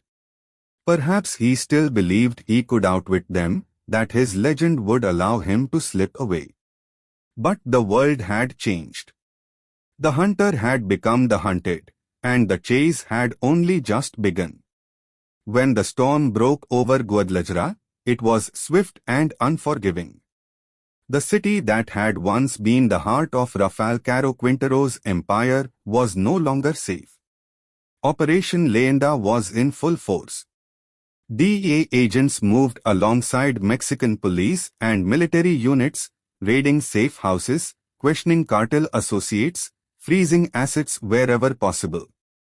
Streets that had once echoed with the sound of music and celebration now felt tense and watched. For Rafael, staying meant certain capture or wars. And so he vanished. Leaving Guadalajara was not simple. The city was crawling with soldiers, checkpoints popped up overnight, and suspicious vehicles were stopped and searched. But Rafael had learned to be careful, to trust only a handful of people. With the help of loyal bodyguards and drivers, he slipped out of the city under cover of darkness, moving through back roads, changing vehicles often, keeping his circle tight. Imagine those nights, headlights off on narrow dirt roads, the only sound the crunch of tires and the low hum of the engine. Rafael sat in the back seat, his eyes scanning the horizon, every shadow a potential threat. He was no longer the celebrated prince of marijuana, no longer the charming host of elegant parties. He was a fugitive now, a man whose face was on wanted posters, whose name was being broadcast on radio stations across Mexico and the United States. The first place he ran was familiar territory, Sinaloa. The mountains of Badiraguito, where he had grown up, offered natural cover and loyal friends. In these hills, Rafael knew every trail, every hidden pass, every village where he could find shelter. Yet even here, he could not stay long. The DEA was coordinating with Mexican authorities, sending aircraft overhead, gathering intelligence from locals. Trust became a rare commodity. Rafael's world grew smaller with each passing day. People he had once considered allies now hesitated to answer his calls. Some feared arrest. Others feared the wrath of the Americans if they were caught harboring him. Rumors began to swirl that certain officials were secretly working with the DEA, providing information in exchange for immunity. Betrayal was always a possibility, and Rafael knew it. He became more cautious, changing safe houses frequently, never sleeping in the same place 2 nights in a row. His movements were planned with military precision. Scouts would drive ahead to check for checkpoints, and decoy vehicles would sometimes be sent to confuse pursuers. Life on the run took its toll. Rafael's once carefree demeanor hardened. He became quieter, more watchful, more withdrawn. Every knock at the door, every sound of distant vehicles could mean danger. Sleep was light and brief, interrupted by whispered updates from his guards. The man who had once overseen massive operations now lived hour to hour, focused only on survival. The paranoia grew. Who had betrayed Rancho El Bufalo? Who had tipped off the DEA about his movements? He interrogated workers, questioned associates, sometimes punished those he suspected of disloyalty. The warmth that had once made him beloved in his hometown was now replaced by suspicion. And yet, even as he fled, Rafael tried to maintain some control over what remained of his empire. He sent messages to lieutenants, instructing them to keep operations running, to move shipments carefully, to avoid drawing attention. But the network was fraying. Without the central coordination of the Guadalajara cartel, which was now splintering under pressure, smuggling routes became more dangerous, bribes less reliable, and profits unpredictable. The fugitive life was lonely. The parties were gone, the music silent. There were no more nights of celebration, only tense meals in hidden ranch houses and quiet conversations with trusted men. Rafael was cut off from his family much of the time, unable to see them openly, knowing that any visit could lead the authorities to his door. As weeks turned into months, the noose tightened. Operation Leyenda was relentless. More and more of Rafael's associates were captured or killed. Each arrest brought new intelligence, new clues that narrowed the search. The DEA was patient. They knew that Rafael could not hide forever, that even the most careful fugitive makes mistakes. And mistakes were beginning to show. Some of his safe houses were discovered, caches of weapons and money seized. One by one, hiding places were eliminated, forcing Rafael to move farther and farther from Guadalajara. He sought refuge in other states, Durango, Zacatecas, Sonora, never staying too long, always one step ahead of the next raid. The tension was suffocating. Imagine sitting in a darkened room, the windows covered, the radio turned low, waiting for word from a lookout posted on a nearby road. Every sound outside becomes a threat, the barking of dogs, the rumble of a truck, the distant chop of helicopter blades. This was Rafael's reality now. Even so, there must have been moments when he believed he could escape, that he could slip across the border or disappear into some remote mountain village and start again. But each day, that hope dimmed. The Americans were determined. The Mexicans, under mounting pressure, were cooperating more fully. The world was closing in. Rafael's mind was a storm, anger at the DEA, frustration at his partners, worry for his family, fear of betrayal.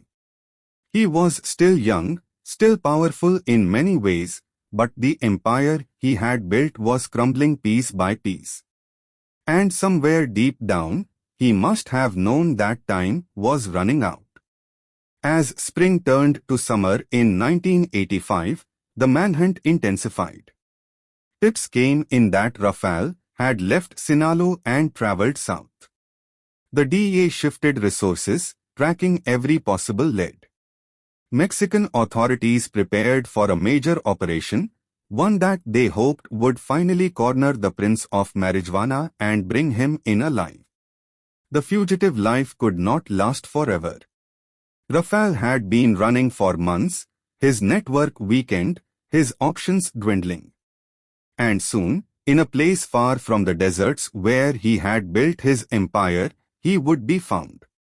But for now, in this chapter of his story, we leave him in motion, a man on the run, looking over his shoulder, every mile taking him farther from the world he once ruled, and closer to the moment when it would all come crashing down. By April 1985, Rafael Caro Quintero had been on the run for nearly 2 months. The manhunt stretched across Mexico, but Rafael had done something no one expected. He had fled the country entirely. Slipping past authorities, he made his way south to Costa Rica, a place far from the deserts of Sinaloa, hoping the distance would give him enough space to regroup. Costa Rica was lush, green, and humid, a world away from the arid plains where Rafael had built his empire. He rented a house in a quiet neighborhood, far from the public eye. To the neighbors, he was just another wealthy visitor, polite and unassuming. But inside that house, tension ran high. Rafael traveled with bodyguards, kept weapons close, and spoke in hushed tones about what would happen next. He was trying to decide his future, whether to escape even farther or attempt to negotiate his safety. But the DEA and Mexican authorities had not stopped searching. Every day, agents followed new leads, interrogated captured cartel members, and pieced together intelligence. The pressure from Washington was relentless. Rafael's face was now on wanted posters, his name spoken on radio and television broadcasts across Mexico and the United States. The net was closing, and it was only a matter of time before someone spotted him. That tip finally came in late March.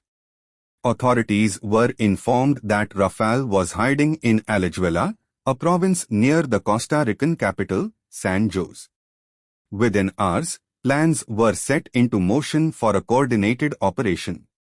The goal was to capture him alive, a living trophy for the DEA, proof that justice could reach across borders. The raid was planned for the early morning, when Rafael would be most vulnerable. Imagine the scene, dawn just beginning to break, the air heavy with the smell of wet earth, a quiet residential street suddenly filling with the rumble of vehicles. Costa Rican police and intelligence officers surrounded the house, their boots crunching on gravel, weapons raised. Inside, Rafael was asleep.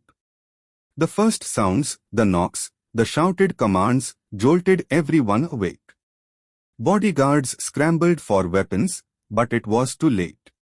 Within minutes, the house was breached, the rooms cleared. Rafael, still groggy, was taken into custody without a fight. There were no shots fired, no last stand. The man who had eluded the world's most powerful law enforcement agencies for weeks was now in handcuffs. Witnesses recall that Rafael remained calm during the arrest. He did not resist, did not shout. If anything, he appeared resigned, as though he had known this moment was coming. Perhaps he did. A fugitive cannot run forever, and Rafael was too intelligent not to know that the walls were closing in. News of the arrest spread like wildfire. In Washington, DEA officials celebrated. The most wanted man in Mexico had been caught alive. In Mexico, there was relief and apprehension, relief that the pressure from the United States might ease, and apprehension about what Rafael might say once in custody. Rafael was quickly flown back to Mexico under heavy guard. The images of his arrival were broadcast on television, the young kingpin, now a prisoner, flanked by soldiers. For many, it was the first time they had seen the man behind the legend. To some, he still looked regal, composed, even defiant. To others, he looked like a man whose empire had just crumbled. The legal process that followed was long and highly publicized. Rafael faced charges for the kidnapping and murder of Enrique, Kiki Camarena and Alfredo Zavala, as well as drug trafficking and other crimes. The trials were covered by reporters from around the world, every headline reminding the public of the agent whose death had sparked the international crisis. In the courtroom, Rafael remained mostly quiet, listening as prosecutors presented their case.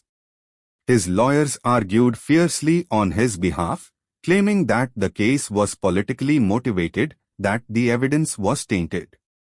But the weight of international outrage was heavy, and few doubted that he would be convicted. When the guilty verdict came, it was not unexpected. Rafael was sentenced to decades in prison, 37 years, effectively removing him from the game.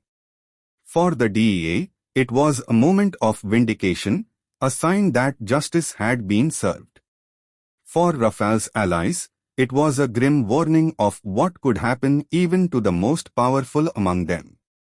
And yet, even in defeat, Rafael's legend continued to grow. Stories circulated of how calm he had been during the raid, how he had carried himself with dignity despite being captured.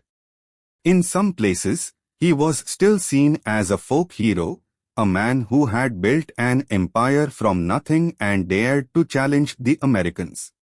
But inside the walls of the Mexican prison system, Rafael was no longer the prince of marijuana, he was just another inmate.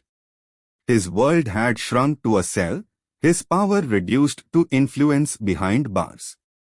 The man who had once commanded thousands of workers now faced a much different kind of battle, the slow passage of time. This was the first great fall in Rafael's story, the moment when the empire he had built was stripped away, leaving only the man behind it. But his story was not over. Even in prison, Rafael would find ways to remain relevant, to fight for his freedom, and to keep his name alive. The gates of the Mexican prison closed behind Rafael Caro Quintero with a heavy finality. For a man who had once commanded vast plantations, convoys of trucks, and a loyal army of workers, the sudden confinement was a shock. The outside world, the sunlit deserts, the music-filled nights of Guadalajara was gone. In its place were grey walls, iron bars, and the unchanging rhythm of prison life. At first, Rafael remained defiant. He was still young, still carrying himself like the prince of marijuana. Guards and fellow inmates whispered about him, some in awe, some in fear. His name had become legend by now, and many prisoners treated him with respect. He used his influence to secure privileges, better food, more comfortable surroundings, visits from friends and family. Inside those walls, he built a small world for himself, as close as he could to the power he once wielded. But prison has a way of wearing a man down, no matter how strong. The days were long and monotonous. The sounds of clanging gates, shouted orders, and footsteps on concrete became the soundtrack of his life. Rafael spent hours walking the yard, thinking, planning, remembering. The adrenaline that had once fueled him, the rush of smuggling runs, the excitement of negotiations, the danger of living on the edge was gone. Now there was only time, stretching endlessly ahead. He fought back in the only way he could, through the courts. For years, Rafael's lawyers filed appeal after appeal, arguing that his trial had been flawed, that his sentence was unjust. Sometimes there were small victories, a reduced charge here, a procedural ruling there, but the larger battle remained the same. The Mexican government, under immense pressure from the United States, had no intention of letting him go. And so Rafael waited. In those years, something began to change in him. He aged, of course, the black hair began to turn grey, the sharpness of youth softened into the lines of middle age. But there was also a change in demeanor. The man who had once been quick to anger, who had lived with the constant tension of being hunted, began to grow quieter. Visitors reported that Rafael spent much of his time reading, writing letters, reflecting. Some said he spoke of his past with a kind of nostalgia, even pride, telling stories of the Guadalajara days, of Rancho El Bufalo, of the fortunes made and lost. Others said he had moments of regret, wondering aloud whether it had all been worth it, the money, the power, the bloodshed. Yet he never admitted guilt in the death of Enrique Kiki Camarena. On that point, he remained firm, insisting that he had been wrongly accused, that others had been responsible. This denial would become central to his later appeals, as he argued that he had served enough time for the charges that had actually been proven against him. Inside the prison, Rafael remained a figure of influence. Other inmates sought his advice, guards treated him with cautious respect, and even prison officials sometimes deferred to him. He was, after all, still a wealthy man, and wealth had power even behind bars. But for all his influence, Rafael could not escape the passing of time. Year after year, the seasons turned, governments changed, and the world outside moved on. The Guadalajara cartel that he had helped build was gone, broken apart by arrests and betrayals. New cartels had risen, the Sinaloa cartel, the Tijuana cartel, later the Zetas, each more violent and ruthless than the last. The drug war had entered a bloodier phase, and Rafael was watching from the sidelines, a relic of an earlier era. There must have been a strange sense of detachment in those years, as though he were living in a slow-motion version of his own life. The man who had once raced against time now had too much of it. Each day was a copy of the one before: wake up, eat, walk, read, sleep. And yet, perhaps, there was a kind of peace in that monotony. No helicopters overhead, no sudden raids, no gunfire in the night. Still, freedom remained his obsession. Every legal motion, every hearing, every visit from his lawyers brought a flicker of hope.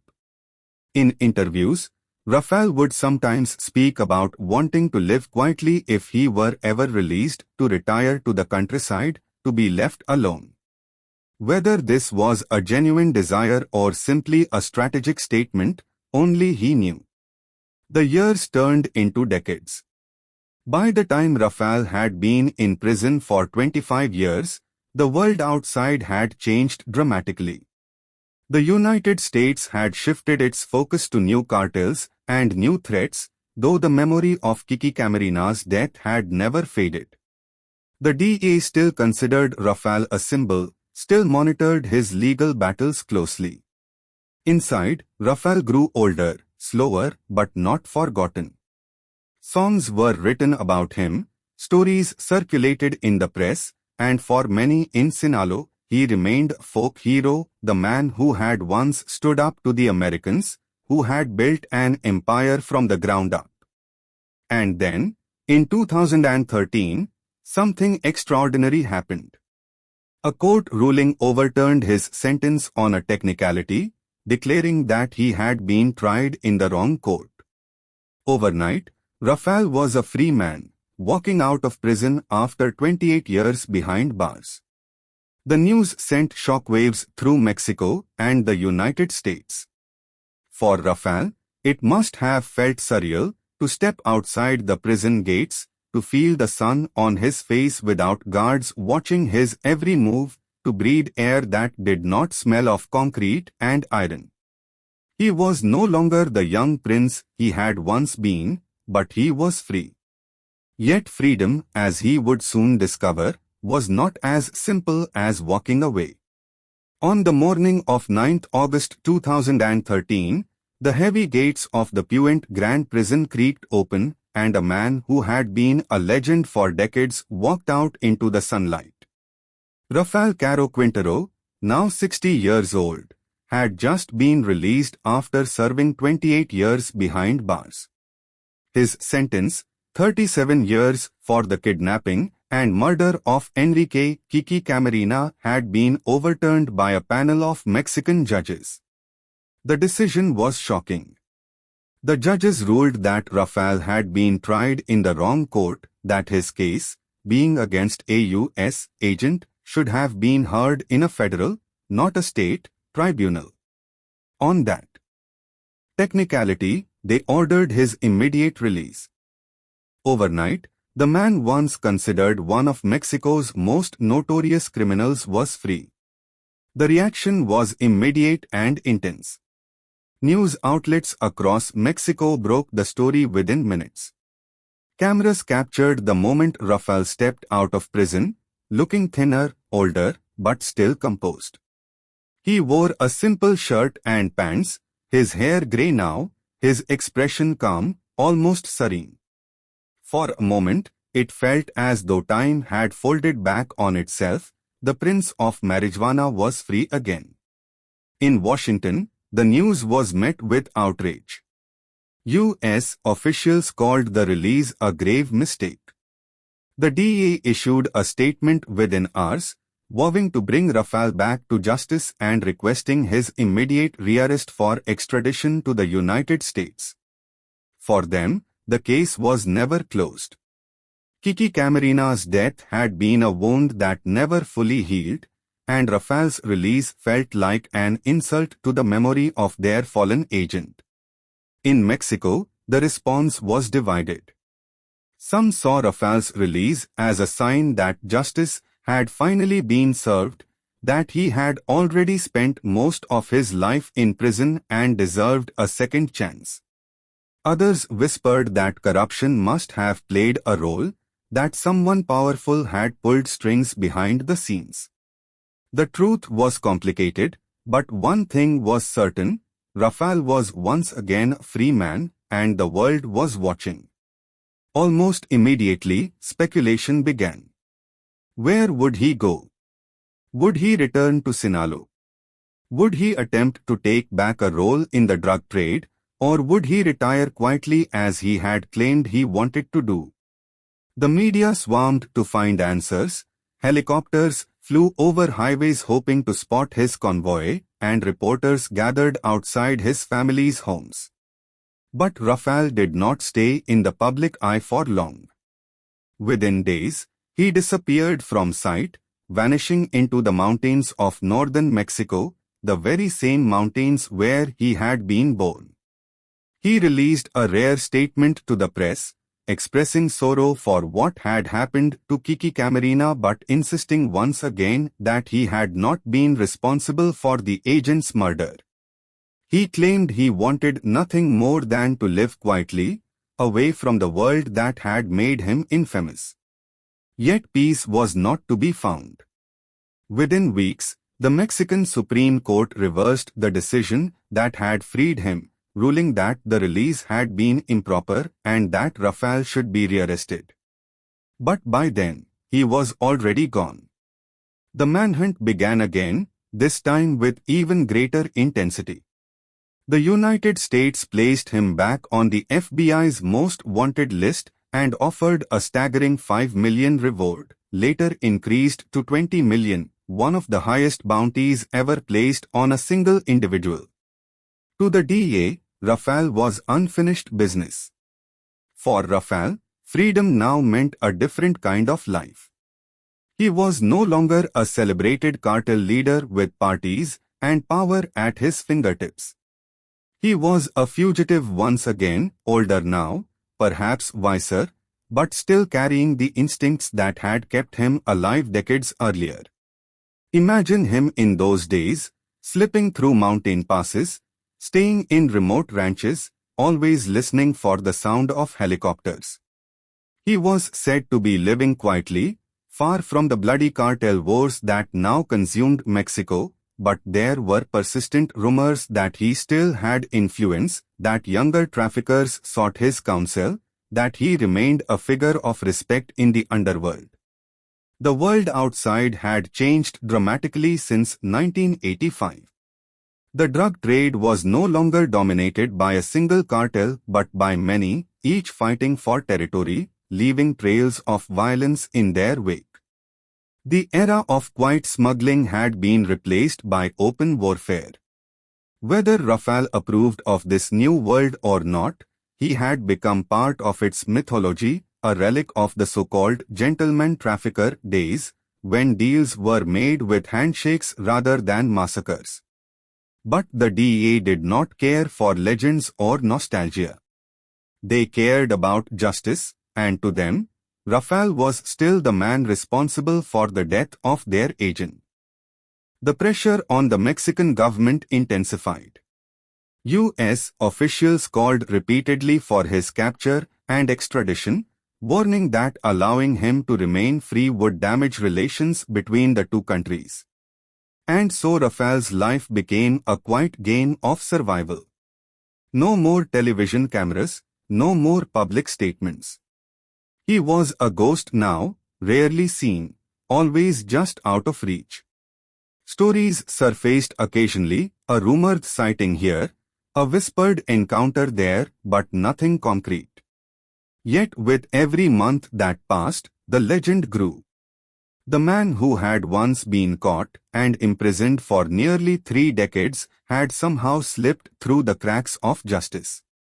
For his admirers, he became a symbol of cunning and resilience. For his enemies, he was a reminder that the fight was not over. In those first months after his release, as the world debated his fate, Rafael must have felt the strange duality of freedom, the joy of walking under an open sky, and the fear that at any moment, soldiers could appear to take him back. It was freedom, yes, but it was fragile, shadowed by the knowledge that the hunt had begun again. After his sudden release in 2013, and the equally sudden reversal of that decision, Rafael Caro Quintero vanished. One day, there were cameras, reporters, and a frenzy of headlines, the next, nothing but silence. For the man once called the Prince of Marijuana, this was a strange kind of freedom, not the freedom to live openly, but the freedom to disappear. In the mountains of northern Mexico, a man of Rafael's past could blend into the landscape, becoming almost invisible. The Sierra Madre Occidental is a place of deep valleys, thick forests, and remote villages where the roads are little more than winding dirt tracks. It is a region that has long provided refuge for those who wish to stay hidden. And somewhere in those mountains, Rafael found shelter. The years that followed turned him into a ghost. Occasionally, there were whispers, a sighting here, a hushed conversation there. Locals would claim that a convoy of trucks had been seen moving through the hills, that a man with silver hair and sharp eyes had stopped at a remote cantina and paid generously for food. Others swore they had seen him at family gatherings, surrounded by relatives and old friends, but always briefly, always carefully. Rafael had grown older, but he was not weak. Reports from those who encountered him suggested that he was still composed, still carried himself with quiet authority. Even in hiding, he retained a certain dignity. The charisma that had once made him a prince of the underworld had not entirely faded. But this new life was not one of luxury. There were no grand parties now, no music filling the courtyards late into the night. Rafael lived simply, moving often, relying on loyal supporters to keep him safe. Each safe house was a temporary sanctuary, each night a reminder that capture was always a possibility. The DEA, meanwhile, never stopped looking. His name was placed near the top of their most wanted list. His reward increased to 20 million, one of the highest bounties in history. This was not just about bringing a fugitive to justice. For the DEA, Rafael had become a symbol. His freedom was seen as unfinished business, a wound left open since 1985. Despite this, Rafael was not entirely cut off from the world. Rumors persisted that he still held influence in the drug trade, not as an active trafficker, but as an elder statesman of sorts. Younger traffickers were said to seek his advice, to treat him with respect, even reverence. Some believed that he tried to mediate disputes between rival factions, using his name to prevent bloodshed. Whether these stories were true or merely part of the legend is hard to say, but they added to the mystique surrounding him. As the years passed, the world around Rafael changed. The drug war in Mexico became more violent, more chaotic. Cartels splintered, new ones rose, and entire regions became battlegrounds. Massacres filled the headlines, and the brutality of the new generation of traffickers shocked even those hardened by decades of conflict.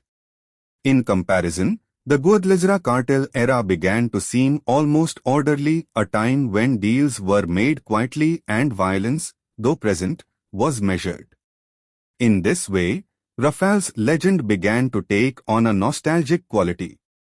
To some, he became the last of a different breed of trafficker, one who had lived by a certain code, who had built an empire with strategy rather than sheer brutality. This image was, of course, romanticized. The truth was more complicated, marked by blood and betrayal. But legends are rarely concerned with truth. For Rafael himself, life in hiding must have been a strange mix of calm and tension. Imagine him sitting on a porch in a remote mountain village, the night sky full of stars, the sound of crickets in the distance. Perhaps he sipped coffee slowly, listening to the radio, hearing news about the world outside, about cartel wars, about politics, about the DEA still searching for him. There must have been moments when he felt almost at peace, followed by moments when he heard the sound of a truck in the distance and wondered if this was the night they would finally come for him. In rare interviews given through intermediaries, Rafael claimed he wanted nothing more than to live quietly, to be left alone. He said he was no longer involved in drug trafficking, that he had paid his debt with the years he had spent in prison. Whether this was true or simply a way to reduce the pressure on him, no one could say for sure. But the DEA was not convinced. Each year, they renewed their calls for his capture, each year adding new urgency to the search. To them, Rafael was not just a retired trafficker, he was the man responsible for the death of one of their own. And until he was behind bars again, there would be no closure. This quiet game of cat and mouse continued year after year. Rafael moved, hid, reappeared briefly, and vanished again. He seemed to stay one step ahead of his pursuers, just as he had in 1985. The legend grew with each close call. For the people of the Sierra Madre, Rafael became almost mythic, a figure out of a corridor, the ballads sung in rural cantinas about outlaws and rebels. Some saw him as a folk hero, a man who had built an empire and then defied two nations. Others saw him as a warning, proof that no matter how far you rise, you must eventually pay the price. By the late 2010s, Rafael had been free for nearly a decade, living in this limbo between past and present, between freedom and capture. His name still carried weight, his story still fascinated journalists and filmmakers. But his freedom was fragile, and everyone knew it could end at any moment. And so the legend of Rafael Caro Quintero, the man who built the Guadalajara cartel, the man who spent nearly 30 years in prison, the man who walked free and disappeared, only grew stronger.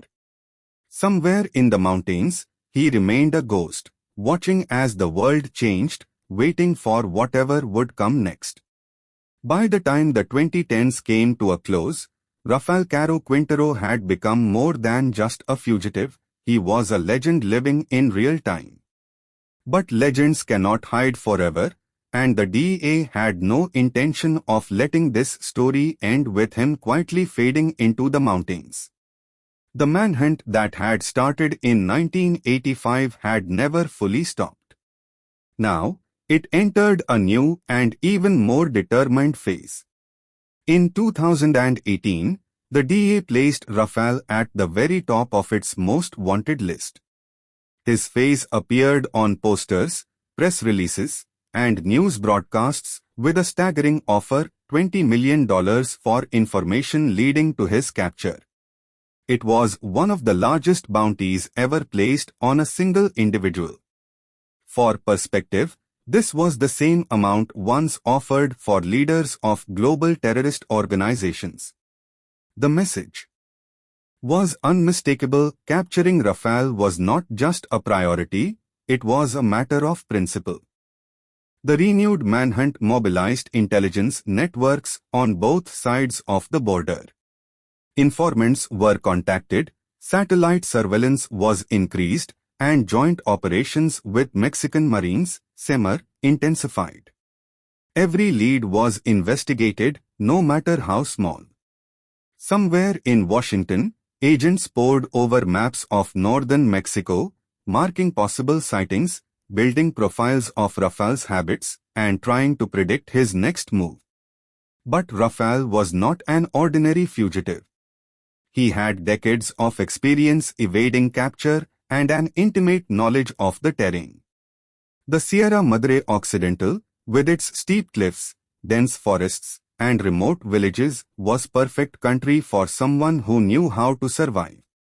He moved frequently, never staying in one place too long.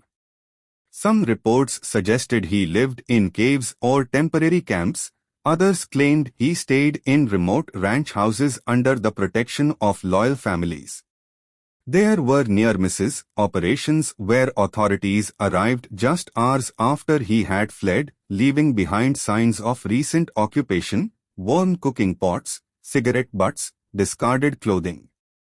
In some cases, they found bunkers stocked with food, weapons, and communications equipment, evidence that Rafael had been living carefully but comfortably. Each failed raid only added to his legend. Imagine the tension in those moments, Mexican Marines moving silently through the hills at dawn, weapons ready, scanning for movement, only to find empty ruins and footprints leading into the wilderness. Somewhere, not far away, Rafael may have been watching, slipping away under cover of night, guided by scouts who warned him of approaching forces. For the DEA, these close calls were frustrating but also motivating. Every near capture meant they were getting closer, that the net was tightening. Public statements from U.S. officials remained resolute.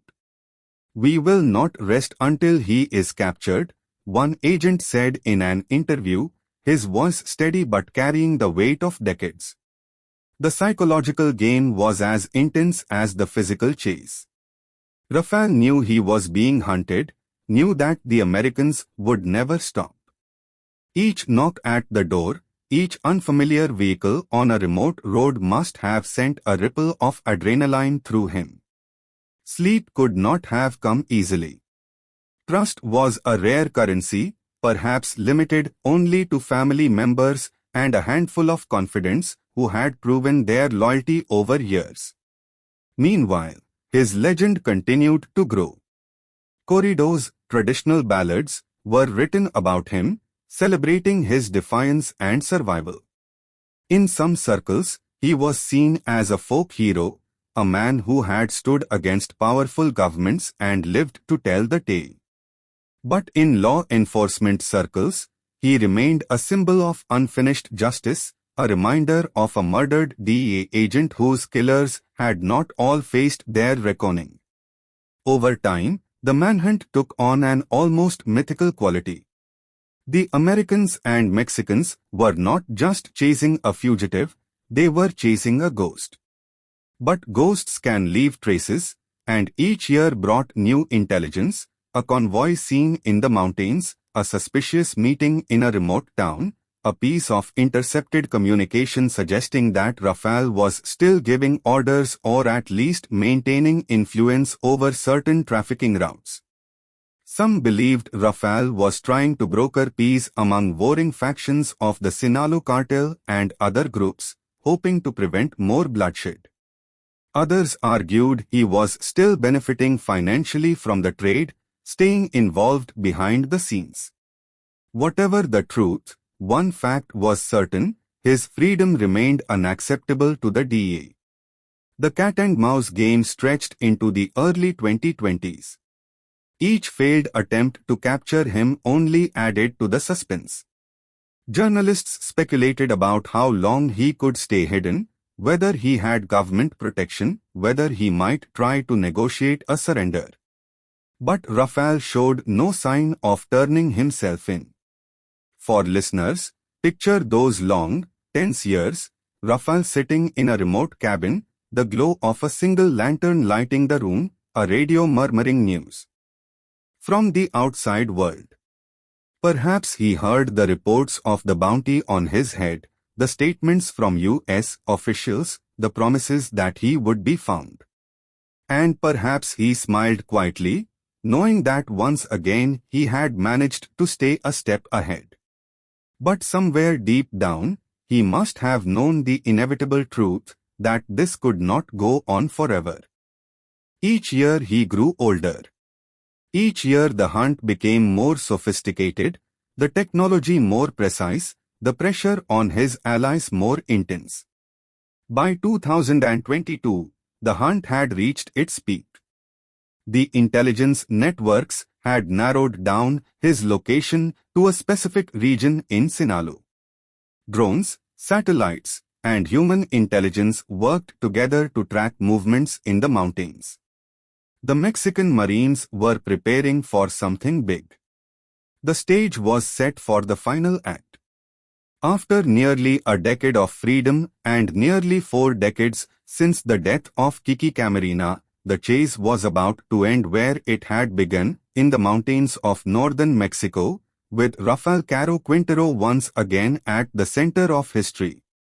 By the time the second manhunt for Rafael Caro Quintero was at its peak, Mexico's underworld had changed almost beyond recognition. The world that Rafael had once ruled, organized, centralized, governed by the Guadalajara cartel's hierarchy, was gone. In its place was something far more fragmented and far more violent. The once unified Guadalajara cartel had splintered in the late 1980s and 1990s, giving rise to new, independent cartels that fought bitterly for control of trafficking routes. Among the most powerful of these was the Sinaloa cartel, led for years by Joaquin El Chapo Guzman, a man who had once been an associate of Rafael in the old days. Under El Chapo's leadership, the Sinaloa cartel became a multinational empire, moving not just marijuana and heroin but also methamphetamine and cocaine on an unprecedented scale. But even Sinaloa's dominance would not go unchallenged. By the 2010s, a new power had risen, the Cartel de Jalisco Nueva Generation, the CJNG. Known for its military discipline, high-caliber weaponry, and shocking displays of violence, CJNG rapidly became one of the most feared criminal organizations in the world. Led by Nemesio Oseguera Cervantes, known as El Mencho, CJNG declared open war on rivals, police forces, and sometimes even the Mexican military. The result was a new era of cartel wars, one that left entire towns caught in the crossfire. The battles between CJNG and Sinaloa turned highways into war zones. Armored convoys roamed the countryside, and videos of daytime shootouts spread across social media, showing a level of brutality and brazenness that stunned even veteran observers of the drug war. In comparison, Rafael's era seemed almost restrained. The Guadalajara cartel of the 1980s had been violent, yes, but its violence was often calculated, a means to enforce discipline and protect business. The modern cartels, by contrast, embraced terror as a strategy. Public executions, narco banners hanging from bridges, and shocking acts meant to intimidate entire communities became part of the landscape. For Rafael, watching this from hiding must have been a strange experience. He had been one of the architects of the system that allowed drug trafficking to flourish in Mexico, yet the system had grown into something monstrous. What had once been about business had now become about power for its own sake, territory, control, dominance at any cost. There were reports, though unconfirmed, that Rafael occasionally acted as a mediator between factions of the Sinaloa cartel, using his old reputation to calm disputes. Some claimed he had tried to maintain peace between Sinaloa's internal factions after El Chapo's arrest, preventing a full-blown civil war that could have plunged the region into chaos. Others dismissed these stories as myth-making, saying Rafael had been out of the game for too long to hold real sway. Whether true or not, the idea of Rafael as an elder statesman of the narco world only added to his mystique. To some, he represented a bygone era of old-school traffickers, men who, despite their crimes, followed a certain code and avoided unnecessary bloodshed. To others, he was simply another player in the game, no different from the newer generation except for the passage of time. But even as the world changed, the DA's view of Rafael did not. To them, he was still the man who had orchestrated the kidnapping and murder of their agent. His capture was not just a tactical goal, it was a moral imperative. And as the violence of the modern cartel wars escalated, U.S. authorities feared that Rafael's continued freedom might embolden others, sending the message that even the most notorious could escape justice. Meanwhile, Mexico was caught in a difficult position. The government faced intense pressure to recapture Rafael, but it also faced a worsening security crisis. Entire regions were under cartel control, and firefights between rival groups sometimes lasted hours, leaving military convoys ambushed and police stations attacked. Resources were stretched thin, and every operation carried the risk of sparking more violence. Listeners can picture Rafael during these turbulent years, sitting in a remote hideout, perhaps listening to a crackling radio as news reports told of CJNG convoys clashing with Sinaloa gunmen, of mass graves discovered in rural fields, of arrests and escapes. The world outside his hideout was burning, but he remained a ghost, moving carefully, avoiding the chaos. Yet even ghosts leave footprints. Intelligence reports suggested that Rafael still traveled with an armed security detail, still had access to money and loyal supporters. This meant that no matter how far he had retreated from the front lines, he was still seen as a potential threat, someone who could, intentionally or not, tip the balance of power if he chose to re-enter the game. And so the hunt intensified. Every rumor was investigated, every sighting cross-checked. The 20 million bounty was publicized widely, a reward so tempting that even those in the underworld might be persuaded to talk. Mexican Marines trained for special operations in rugged terrain, preparing for the day when they would be called upon to move. For those who still remembered the days of the Guadalajara cartel, this was surreal. A man who had once seemed untouchable, now hunted like a shadow through the hills. For younger generations, Rafael was a name from history books, a figure they knew mostly through corridors and whispered stories. But for the DEA, he was still very much alive, and the pursuit was not over. The contrast between past and present could not have been sharper. In the 1980s, Rafael had been part of the system that centralized the drug trade. In the 2020s, he was a fugitive in a world where that system had shattered, replaced by chaos. The stakes were higher, the violence bloodier, the players more ruthless. And somewhere out there, Rafael was still running, still trying to stay ahead of the net that was drawing tighter with each passing month. The stage was now set for the final confrontation.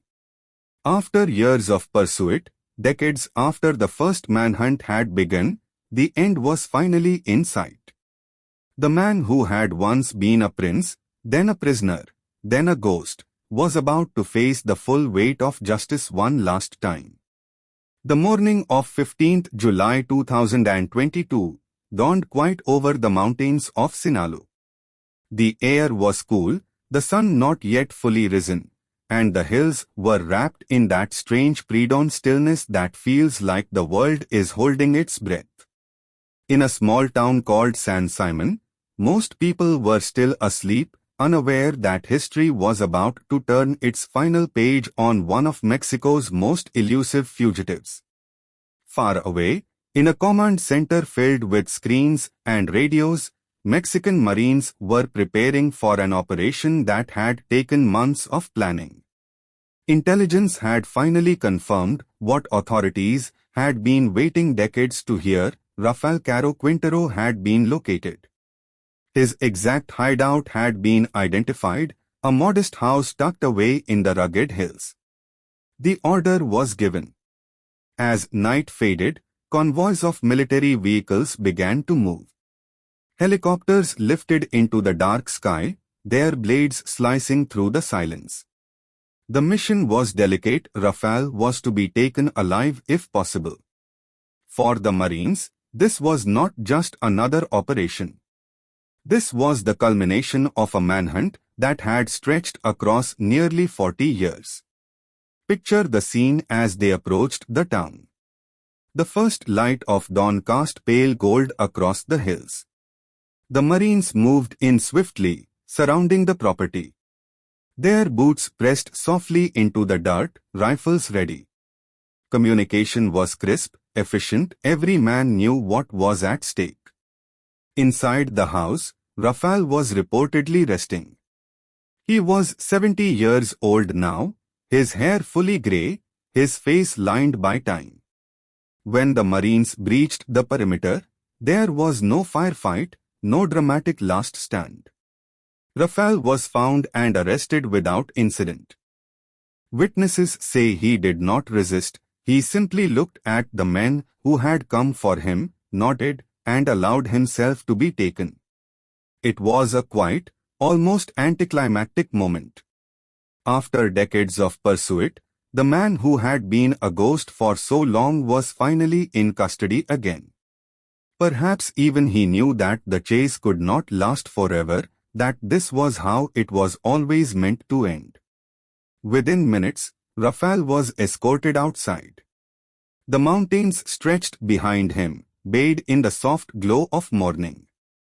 Cameras captured the image, the aging fugitive, flanked by Marines, his hands restrained. For those who had followed the case for decades, it was a surreal sight, the man whose name had haunted DEA briefings since the 1980s now standing quietly in the dawn light. News of the arrest broke quickly. In Washington, the DEA issued a statement thanking the Mexican government and calling the capture a victory for justice. For many agents, especially those who had worked on the case since the early days, it was deeply personal. Some had spent entire careers chasing this man, and now they finally saw him in custody. But the day's events were not without tragedy.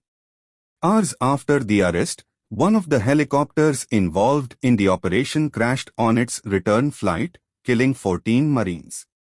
The Mexican Navy stated that the crash was an accident, unrelated to the mission, but the loss was devastating. It was a stark reminder that even in victory, the cost of the drug war remained high. Rafael was transported under heavy guard to Mexico City, where he was placed in custody awaiting extradition proceedings. His face appeared on screens around the world, older, quieter, but still carrying the weight of his past. Some saw justice finally served. Others saw the end of an era, the closing chapter of a story that had begun decades ago in the hills of Badiraguito. For those listening to this story, imagine the stillness of that moment, the Marines standing silently around the property, the helicopters idling, the sky now bright with morning light. The man who had once commanded fields as far as the eye could see, who had built an empire and defeat two nations, was once again a prisoner. There must have been a strange mix of emotions in Rafael's mind as he sat in custody that morning. Relief, perhaps, that the chase was over. Resignation, knowing that extradition to the United States was likely. And maybe, somewhere deep down, pride that he had managed to evade capture for nearly a decade after his release, becoming a ghost that no one could forget. The final capture closed a circle that had begun nearly 40 years earlier, when the murder of Kiki Camarena had set the manhunt in motion. It was not the kind of dramatic shootout that movies often show. It was quiet, almost gentle, a simple end to a long, violent story. And as the day wore on, and the news spread across the world, one thing became clear: the legend of Rafael Caro Quintero would not end with his arrest. If anything, it had just entered its final, reflective chapter, one that would play out not in the fields of Sinaloa or the streets of Guadalajara, but in courtrooms and prison cells, as the world waited to see what justice would finally mean for the man once called the Prince of Marijuana. After his 2022 arrest, Rafael Caro Quintero was flown under heavy guard to Mexico City, where he was placed in a maximum security prison. The man who had once been one of the most powerful figures in the hemisphere now spent his days behind thick walls, guarded by soldiers and cameras, his every movement monitored. This time, the focus was not only on his imprisonment, but on what would come next: extradition to the United States. For nearly 40 years, the DEA had sought to bring Rafael to U.S. soil to face justice for the murder of Enrique Kiki Camarena. Now, with him in custody once again, that possibility was closer than ever. But extradition is never a simple process.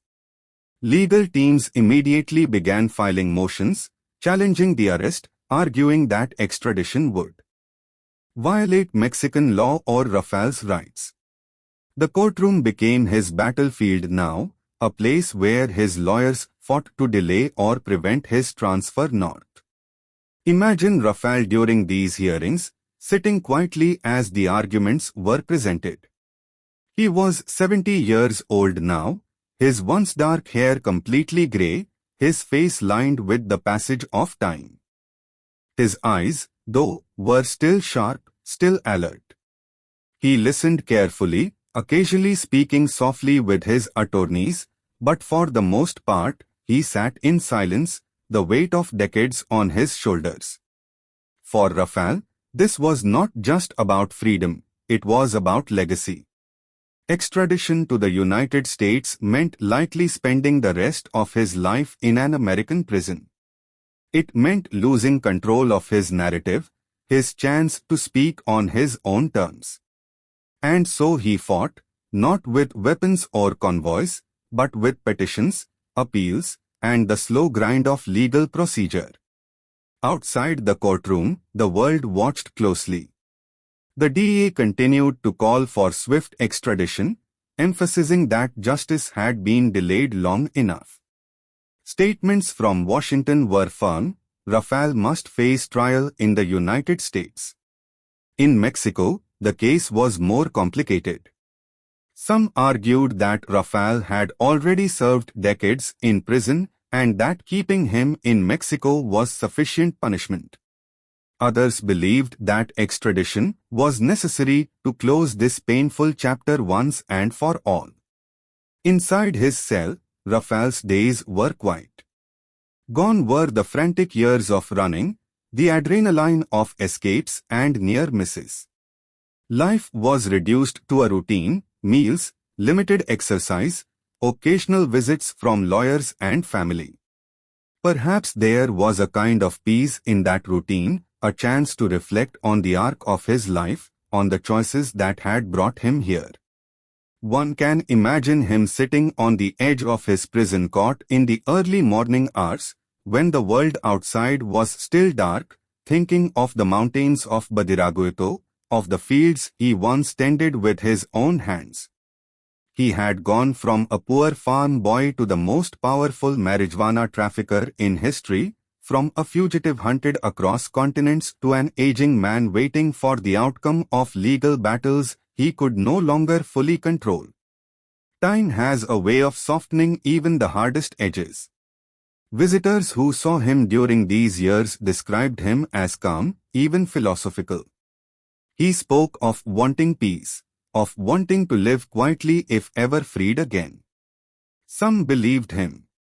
Others said it was only strategy, one more attempt to shape his own destiny.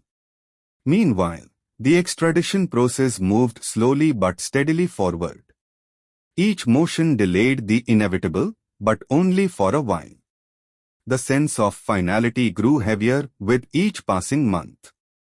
The world had changed too much, the memory of Kiki Camarena's death still too raw in the minds of those who had pursued this case for so long. For the DEA, this was not revenge, it was closure. For Rafael, it was the last fight of a long and turbulent life. In many ways, this chapter of Rafael's story is the quietest yet the most poignant. There are no helicopters thundering overhead, no convoys racing through the night, no massive plantations waiting to be discovered. There is only a man and the weight of his past, the ticking of a clock that seems to grow louder with every day. As listeners, we are invited to pause here, to sit with Rafael in that small, grey cell, to feel the silence that surrounds him. Outside, the world moves on, cartel wars rage, governments change, new names rise to power, but inside, time seems suspended. Soon, the legal process will run its course. Soon, the decision will be made. And when it comes, it will mark the true end of Rafael's long flight from justice. But for now, in this quiet chapter, we see him not as the young prince of the Guadalajara cartel, not as the fugitive ghost in the mountains, but as an old man confronting the life he lived, the choices he made, and the consequences that can no longer be escaped. Rafael Caro Quintero's story is one of rise, power, loss, and survival, a story that stretches across 5 decades, from the dusty roads of Badiraguito to the halls of international justice. And now, as he spends what are likely the final years of his life behind bars, the question remains, what is the legacy of the man once called El Príncipe, the Prince of Marijuana? To some, Rafael remains a folk hero. In the corridors, SUD, in cantinas and on street corners, he is remembered as the man who rose from poverty to build an empire, who defied 2 nations, and who lived life on his own terms. These songs paint him as a rebel, a man who gave back to his community, who brought wealth to forgotten towns, who stood up against powerful governments and refused to bow. But the truth, as always, is more complex. Rafael's empire was built on illegal trade, and its success came at a cost not only to his rivals and enemies, but to the countless lives affected by the drugs that flowed north. Families were torn apart, communities struggled with addiction, and violence spread across borders. His actions, no matter how legendary, contributed to a cycle of suffering that continues to this day.